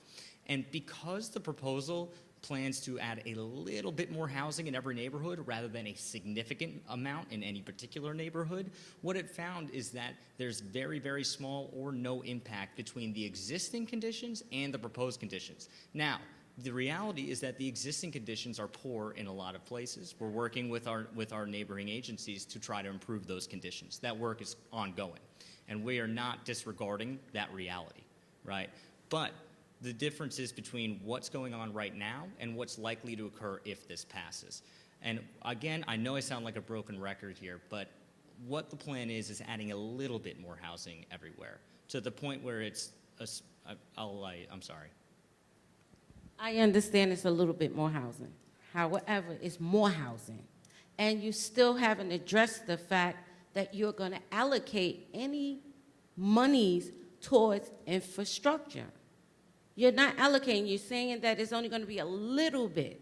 One more may cause someone's house on a block to flood or cause another flooding in a basement somewhere else. So I'm not understanding when you're saying a little, that's like you're deflecting and you're trying to justify of not thinking about it. These are really fundamental points that I would say we hear at almost every presentation of these proposals, and we hear you completely about that. To put a number to what a little bit means, like David said, we're looking at less than 1 unit per acre over 15 years. So when we say a little bit, we really mean just a little bit. It's a big city, and so we can have a big impact even with just a little bit in any one place. But this is a big administration priority, right? And so it creates amazing opportunities for city planning. Doesn't allocate money. We're not Office of Management and Budget. You know, while we are doing the environmental review and we are putting spotlight on neighborhoods that have certain infrastructural deficiencies, it's advocacy by the community boards through the city council and with our city agencies that results in those deals as part of these processes to get money for the neighborhoods that need it, for the types of infrastructure that they need. So this is absolutely part of the public discussion around this, and it is headed in that direction, and advocacy by community boards like this are crucial to that conversation, and so we appreciate your bringing it up in this context. But you're advocating for the mayor, right? Pardon? You're advocating, DCP is advocating for the mayor, one of his initiatives to get this done, right? That is correct. We are a So why mayoral wouldn't agency. you advocate for the monies for the infrastructure? We absolutely are working with the full range of relevant agencies. So, you know, parks, DOT, DEP on water and sewer infrastructure. And this is part of an ongoing conversation that will absolutely culminate in real money being spent in parts of the city that are identified as, you know, deficient in certain types of infrastructure. Absolutely, and your being here to represent that is a crucial part of that conversation. There were two other questions I believe you had that I'd like to address very quickly. The first was, how is this actually going to bring down rents? Because currently people can't afford their rents. And the last one I heard is 60% should be, you know, modified to the community board there is. The question about bringing down rents, that really is at the core of what's going on here. Everything that we're doing here is designed to bring down rents. So we're looking at research and saying what is actually going to result in a more affordable city. We did years and years and years of research from different organizations, from different people, what can actually bring down rents, what can have an impact. Is zoning going to solve the problem? No, it's not. But can we solve the problem without zoning reform? We cannot. This is an insufficient but critical and necessary part of the problem, right, of bringing down rents. There's just no way that we can avoid that given what we've seen through all of our research. And so what we are hoping and what we believe will occur is that when we increase supply of affordable housing, of even market rate housing, those rents will be significantly decreased. The last question about 60% not being good enough across the entire board. That's a level that's set by the federal government. We completely hear that discussion that 60% over a broad area is not legitimate and doesn't, reflect specific conditions in specific neighborhoods. We are powerless to impact that. That's set at the federal government level. Thank you. So we have Chairperson Buserith, then Daly, and then Camacho. Sorry, I had a misstep. My counterpart told me Buserith first. Sorry. Thank you. First question is, where can we find or can you provide the data on vacancy by community board? And then the second question is, the gentleman...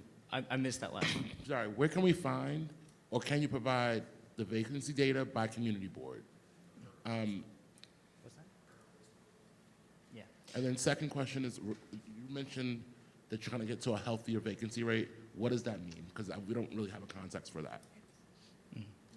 Yes, two questions there. So where can we find the specific community board level vacancy rates? The lowest, the smallest unit that is actually provided by what census data, our HPD, our housing vacancy survey, is at the borough level.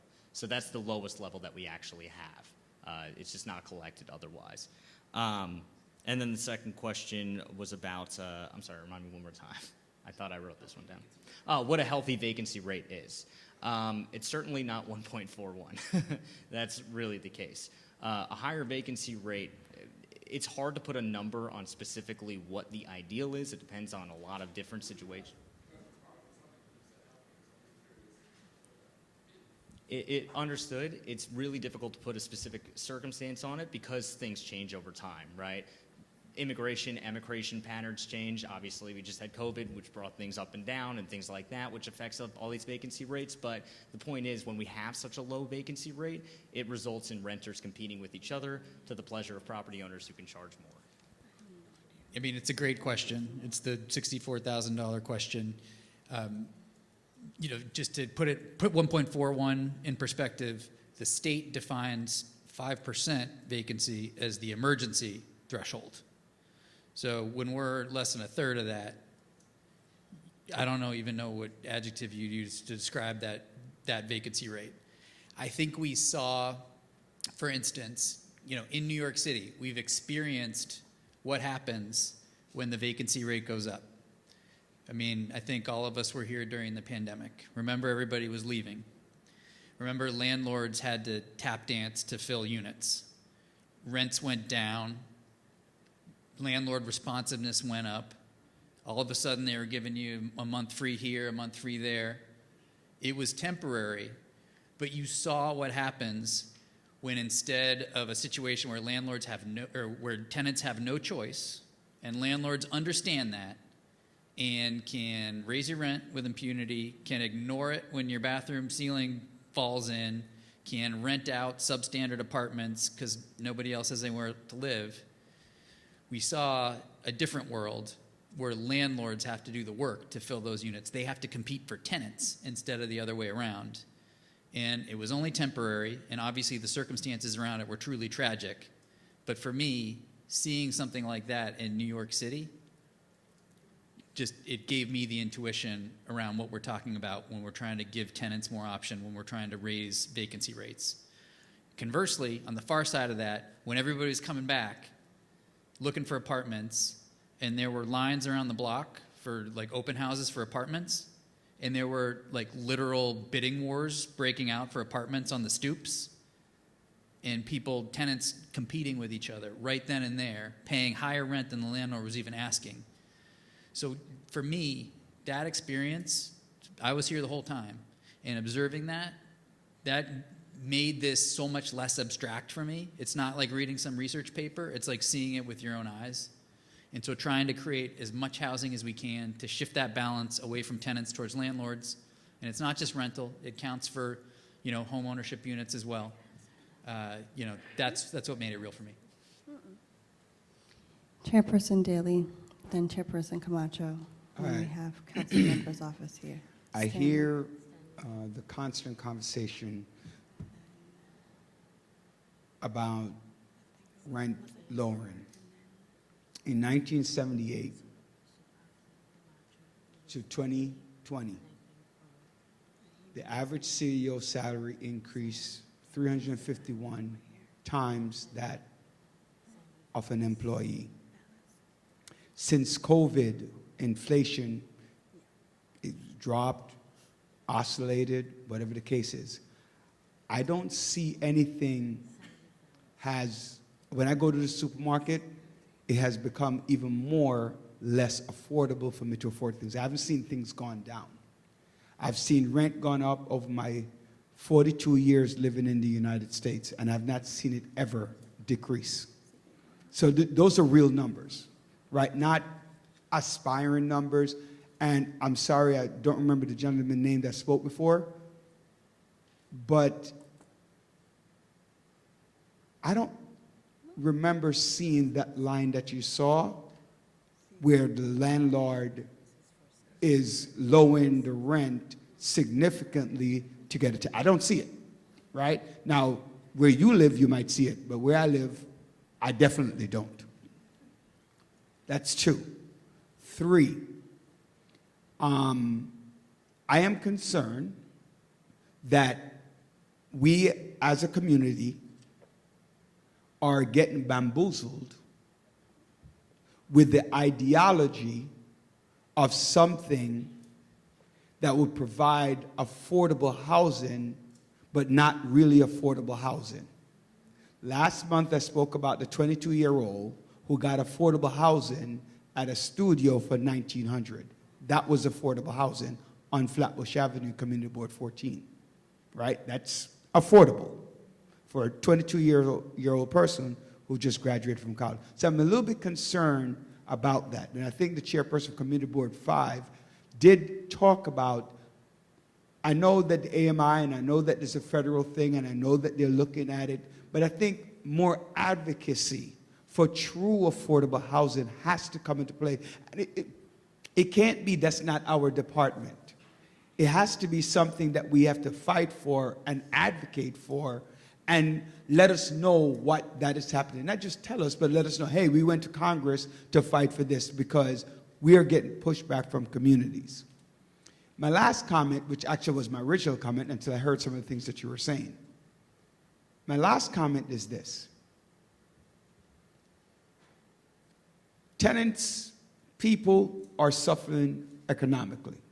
Landlords with 2-family homes, 3-family homes, 4 families, and you are enticing them with an opportunity to build on, to extend to their property, right?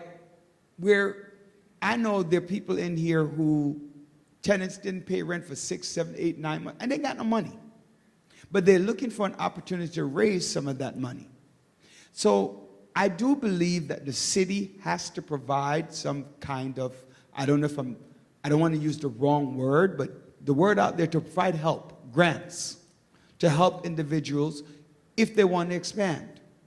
And the last question that I have is, you say that they can create basement apartments more now and make it more legal. What are some of, if not all, because I mean it's the same house, right? It's the same house that was illegal before. What are you guys, what are the new guidelines that would make that apartment, basement apartment, legal? Can we hear some of that? And I did have one more question.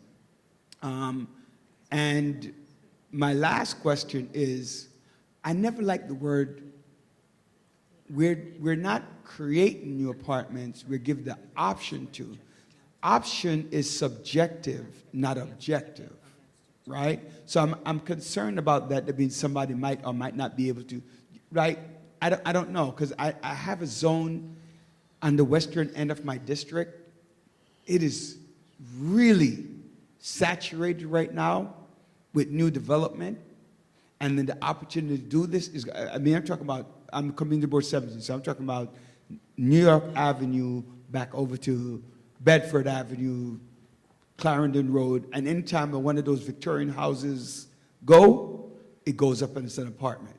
And so I'm concerned about that and what that would look like and changing the characteristic of our community. So, sorry, that was long, but I'm not going to speak again, so that's good. No problem. If DCP can answer that as concisely as Yeah, possible. totally. We All want to right. recognize the other members because we're running up on time. Those are great questions. I'll try to be quick here. That 1,900 unit or $1,900 studio on Flatbush, that sounds like one of those 130% AMI units that was created under state law since 2015. You asked about what are we doing to advocate for that. Every day, city planning is working with HPD to create units at the lowest AMIs possible and advocating for changes to law that create the lowest AMIs possible. I think that basically advocacy at the city level killed the 130% AMI unit, which we hear about a lot. We hated it too. We're glad it's gone. We're coming here to you today with UAP, which will create more affordable units than all zoning programs have in history up to this point at 60% AMI. That's less than half of 130. And we're extremely happy to say that we want to enable income averaging. So it's not just 60, 60, 60, 60. We'll see developments creating 30, 60, 90. 30% AMI is like $1,000 for a new 2-bedroom. 60% AMI is, $1,900, $2,000 for a new 2-bedroom, not a studio. We think that that is so much better than the existing 80% of AMI and only 80% AMI, which is about $103 for a family of 3. You've asked what we're doing to support homeowners, 1- and 2-family homeowners who might want to take advantage of some of these programs. HPD is piloting a program called Plus One right now to provide financial assistance to homeowners who want to add an ADU. And we're extremely happy that at the state level, they passed a tax benefit to exempt the up to $200,000 in value through a new ADU or a new basement apartment from taxation. And so that is extremely meaningful for 1- and 2-family homeowners who might want to get in the game there, and we're very excited about that. Thank you. So I have 4 more people to be recognized. I want you all to please stick to 2 minutes because we still will be able to receive written testimony. So in the interest of time, we're 2 minutes to 8. So please, 2 minutes. Yeah, I just have a couple of comments, and I know you just mentioned 60, but I live in Bushwick where nobody wanted to live there. We had crackheads, dope fiends, and burnt buildings, and 77 a block out killed there. Nobody wanted to live there. Now everybody wanted to run home. So my question is, there is city-owned land now, just a little bit. That little bit that you want to make, that you just mentioned, the affordable little bit, I can get it for you. 1. 2, have you ever considered by eliminating the parking not to be affordable, that we can't live, because the new people are coming in from Manhattan that could live, but they want to make a little extra money, so they live in our homes, and then they get outside cars with Pennsylvania, Jersey plate, Arizona. I can save you a lot of money if they don't park from 6 p.m. after that. And then you can do what they call community residential parking.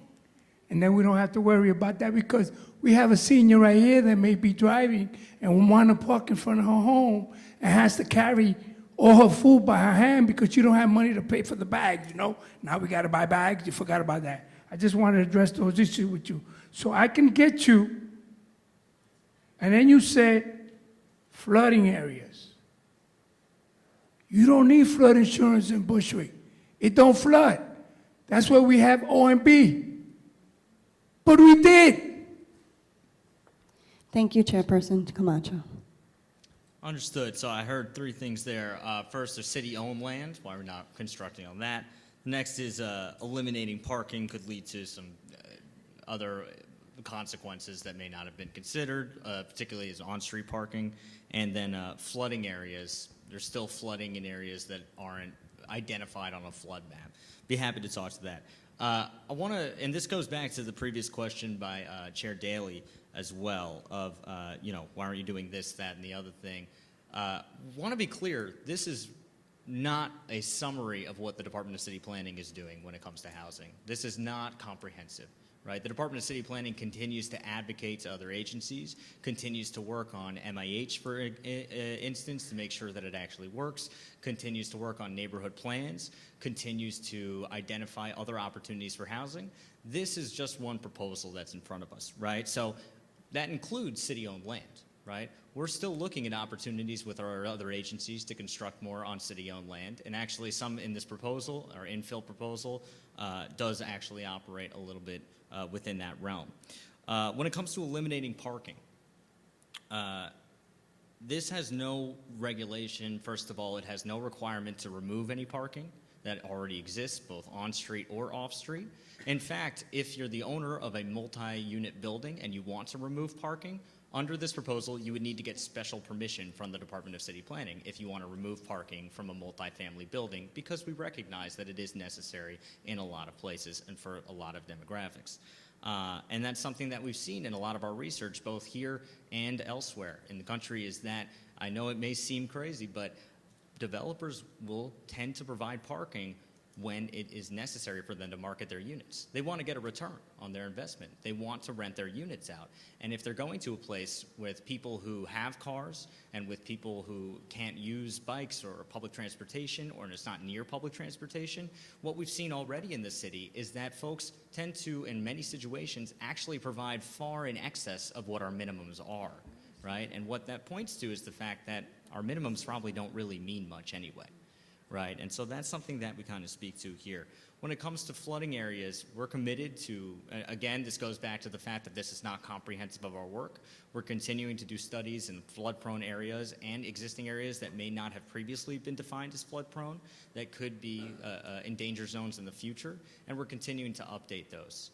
And making sure that we have the clearest data to make sure that people who live in those apartments are safe. So this is one proposal that's in front of us now, and we think it's a very important one, but it's not comprehensive of all the work that DCP is doing to address some of the items that you brought up.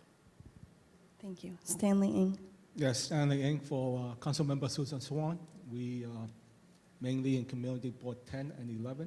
I just want to make two quick comments. Number one, where we are, our school buildings are very overcrowded, okay? And with the way things are, even though we have 4 new buildings that went up, with this new class size law, they're overfilled already. So if you're going to be bringing in these buildings, you better think about where we're going to put the kids, okay? So please review that information. The second thing is, and Councilmember Susan Swan's priority for our district for increased housing, senior housing. We got anywhere between 65 to 90 senior centers in our area, and they're all crying for senior housing.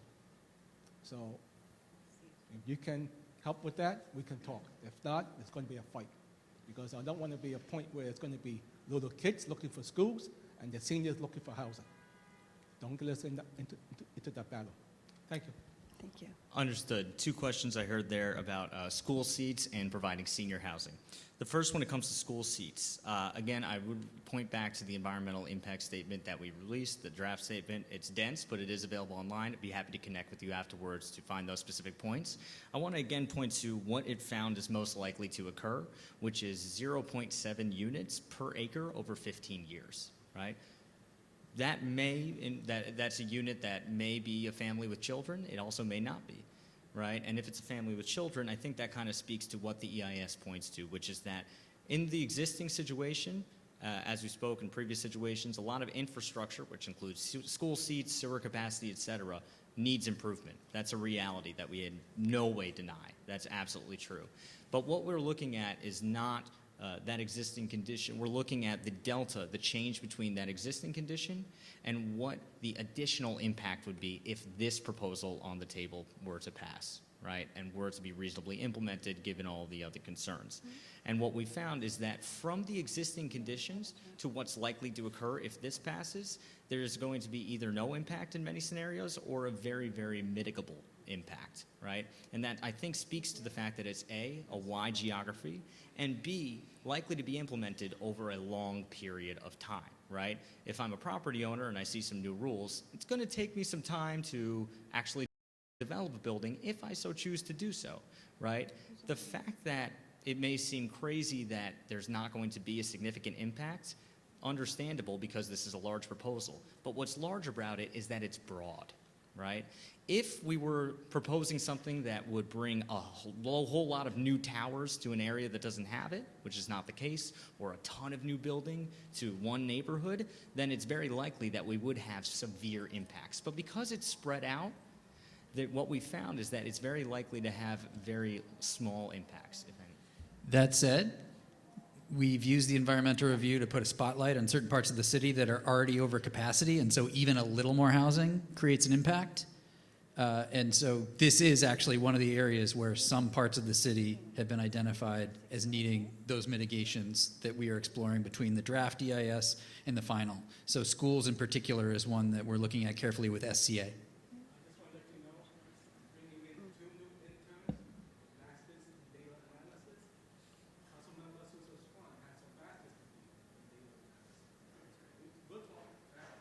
Happy to hear. Chairperson Caesar. So, David, good evening. Folks, good evening. I'll keep my comments brief. The first one is about process. The second one's about data/research. And so, you know, all the questions that we have and the questions we continue to have, the communication process for all of this could be better, and there stands to be improvements. And so what I'm asking is for the communication plan to be improved from now through the city council vote. So that's the first thing. And then the second thing, two data points. One for Chairperson Baptiste regarding the research, right? Like you said, your office has done years of research. There's a housing webinar that the City Club of New York did recently, and they had a panel there, and there were some researchers on there who had some fascinating examples regarding Cambridge, Massachusetts, and Vancouver. And so I would implore your team to look that up and see those researchers, and you may already know of that. And then the second point too, I forgot, do I pronounce your name Buserif? Buserif, excuse me. Yes, so Buserif's point about the data collection with HPD, that is a gap because since that's at the borough level, not only do we not know what that is at the vacancy at the community board level, but also I'm interested by income band. Like I would bet with money I don't have, the vacancy rate would be much lower for something that's $1,500 compared to something that's over $4K. So these are data gaps that we need to work with HPD and whomever to get that information to better plan and help feed our current planning. So those are my comments. Great points. The housing vacancy survey does have vacancy rates by rents. Oh, it and does? It absolutely, you won the bet. It absolutely shows that the lower the rent, the lower the vacancy rate is. Obviously, because there's just a ton of demand for a $1,000 unit or $1,500 unit. Okay. I watched that City Club event. Okay. And can I vent for a moment? Yeah, go ahead. There is so much research on these questions that's really close to home that even studies New York City. When you have a panel that has to find somebody from Australia in order to like make the point that they want to make, which is, oh, we don't need any new housing. Supply doesn't have anything to do with rents. Then that might be an indication that your data is not great. So there's a ton of data from New York City, from the United States on these very questions. We can send it to you. UCLA did a great research roundup. Yep. The fact that they had to find people in other countries to find an agreeable position, I rolled my eyes a little bit. No problem. Definitely, yeah. Please share that because I know there are other chairpersons as well who said, definitely share that information. So those are my comments. Thank you. Our last person is Sandy Vallis. Thank you. This is the second time that I've heard this presentation, and I posed this question to you last time. What guarantees do we have if you know that the Department of Finance will not come in and raise the real estate taxes on the buildings when you increase the units in that property.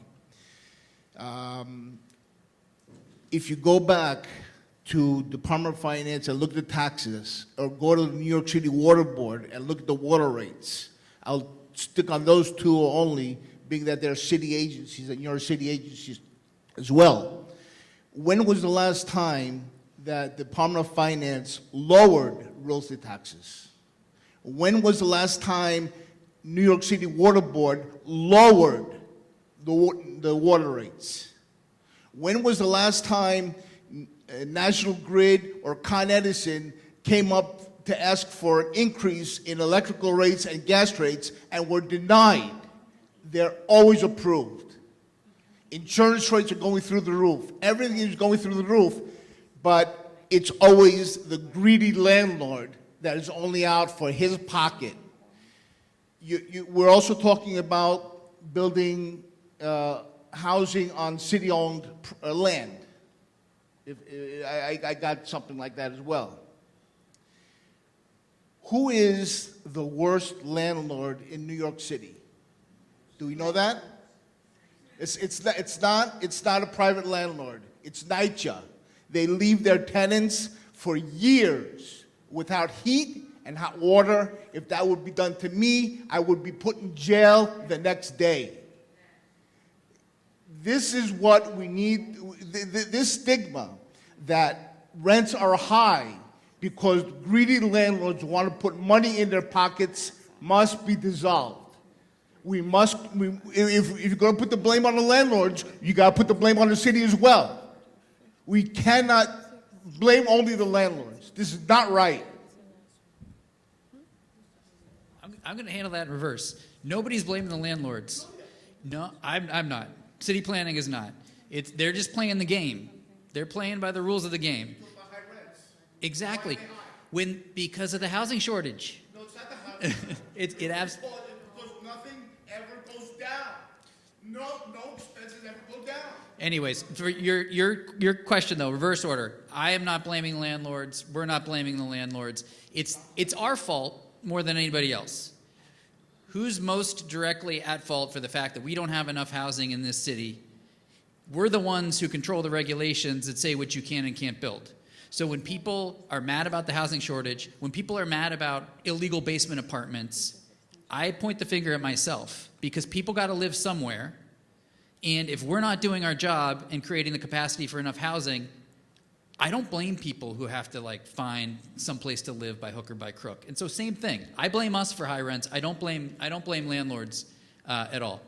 As far as developing on city-owned property, we haven't been building new public housing with the city as a landlord since the 70s. When we build on city-owned property today, we are typically doing a request for proposals and finding the best developer there who can build and maintain that building as affordable housing into the foreseeable future.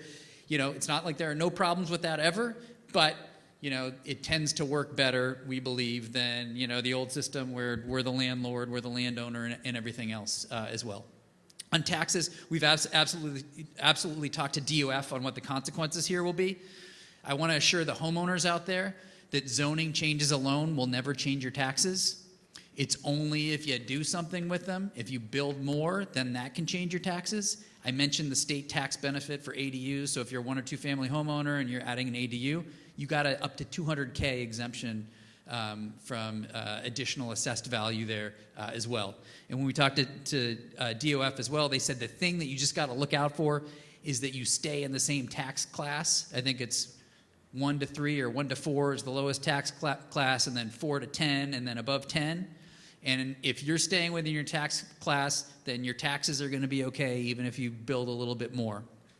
If you change tax classes, then that's when you can get hit. And we all know about the property tax and equities in New York City. That's a little bit beyond our purview, but we definitely are talking to DOF so that we can fully explain the tax consequences of some of these proposals as well. So these are great questions.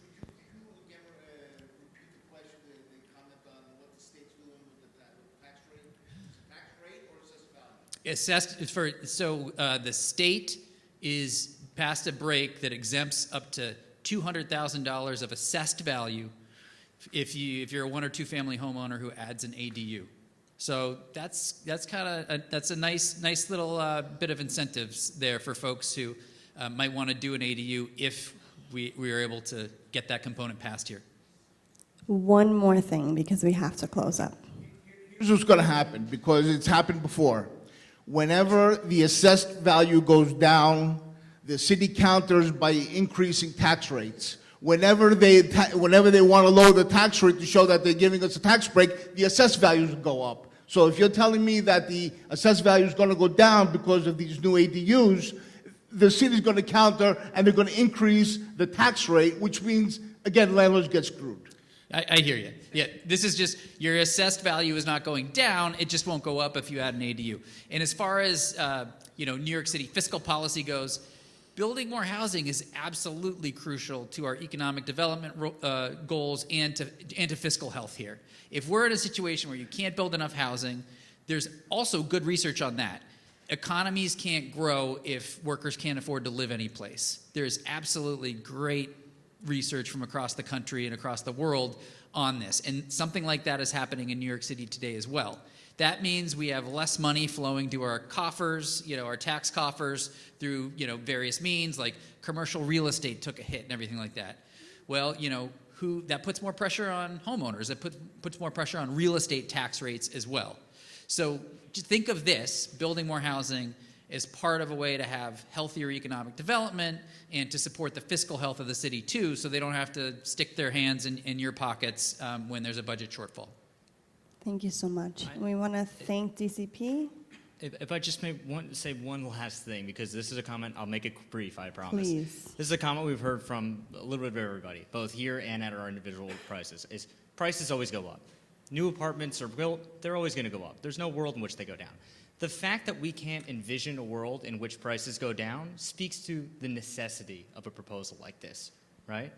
That is all because of the dire supply shortage that we have and that we've accepted as a natural fact and as a natural law. It's not a natural law. There is a world out there in which prices can go down. And the fact that it's been decades and decades of it going up is a result of the existing status quo we have, right? It speaks to the necessity of doing something like this. Thank you. Thank you so much. So again, we want to thank DCP for presenting. We have David Weissglass, John Mangan, and Alex Sommer. Thank you guys so much. And we are going to move to a roll call vote. So we think we have quorum, but we got to make sure. We did lose some folks. Thank you guys for staying, but we are going to vote on this item today. And if we do have quorum, then it will move forward. Madam Church. So I'm just calling to a certain quorum.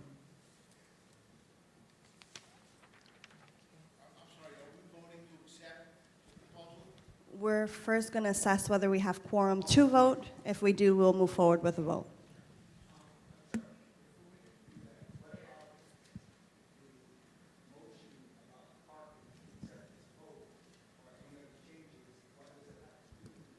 So the motion to vote today did not pass.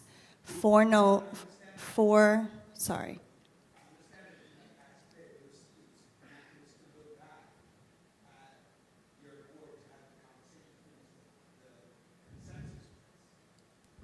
So if we're saying if the vote to accept this plan means that we're accepting the plan in its entirety if it's agreed upon, am I correct? So first we were going to assess whether there's quorum. If we assess that there's quorum and there's a motion to table pending the conversation versus parking, we can table the vote. But first I would like to assess whether there's quorum, because then I can't even entertain a motion if there isn't quorum. So let's see if there's quorum. Chair Morgan. So most of the boards are drafting a response to the plan prior to any vote taking place. And so I'm a little concerned that we would be taking a vote tonight without at least putting together a draft of a response from the borough board. Understood. That, has, information about how we all feel about this and anything that we need to be said once it goes to, I guess, city planning and to city council, none of that is memorialized as of. Got it. Yeah. So to be clear, first we have to assess whether there's quorum. If there's quorum, we can entertain any motions to table this vote. And so if there's quorum and someone wants to make a motion to say, we want to hold off on this vote so we can converse with our boards, happy to entertain that. First, I need to assess if too many people left and we just have to table it anyway, and then we don't need to do anything else. If not, we would have to assess whether there's quorum and see if there's a motion to table the vote. Does that make sense? So I understand the concerns, but let us get to whether there's quorum. Community Board 1. Rappers. Community Board 3. Community Board 4. Community Board 5. Community Board 6. They're gone. Community Board 7. Community Board 8. Community Board 9. Community Board 10. Community Board 11. Community Board 13. No, we don't have anyone. Yeah. Community Board 14. Community Board 15. Community Board 16. Community Board 17. Community Board 18.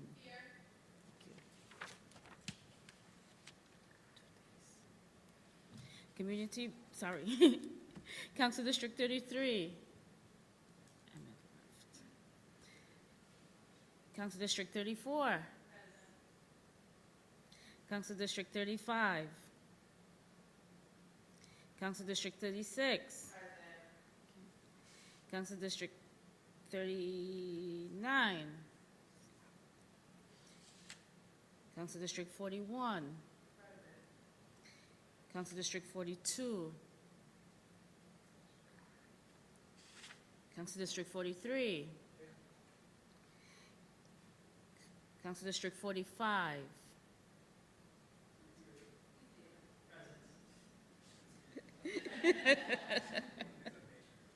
Council District 48. Council District 50.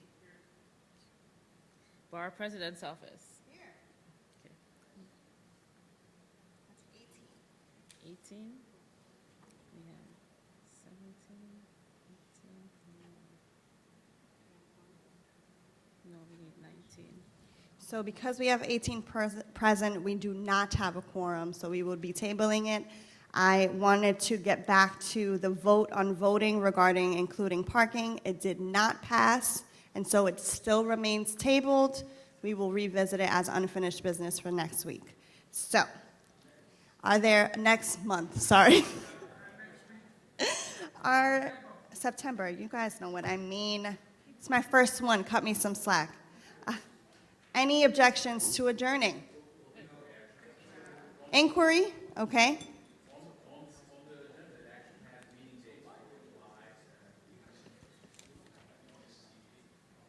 August is TBD to, and then we have September 3rd.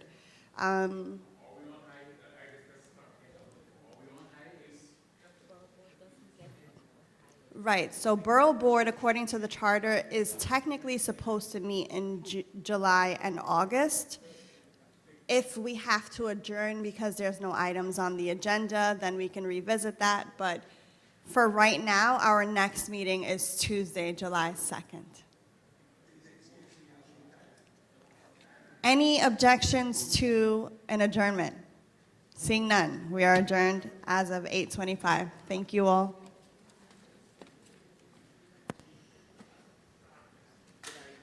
Good night, thank you.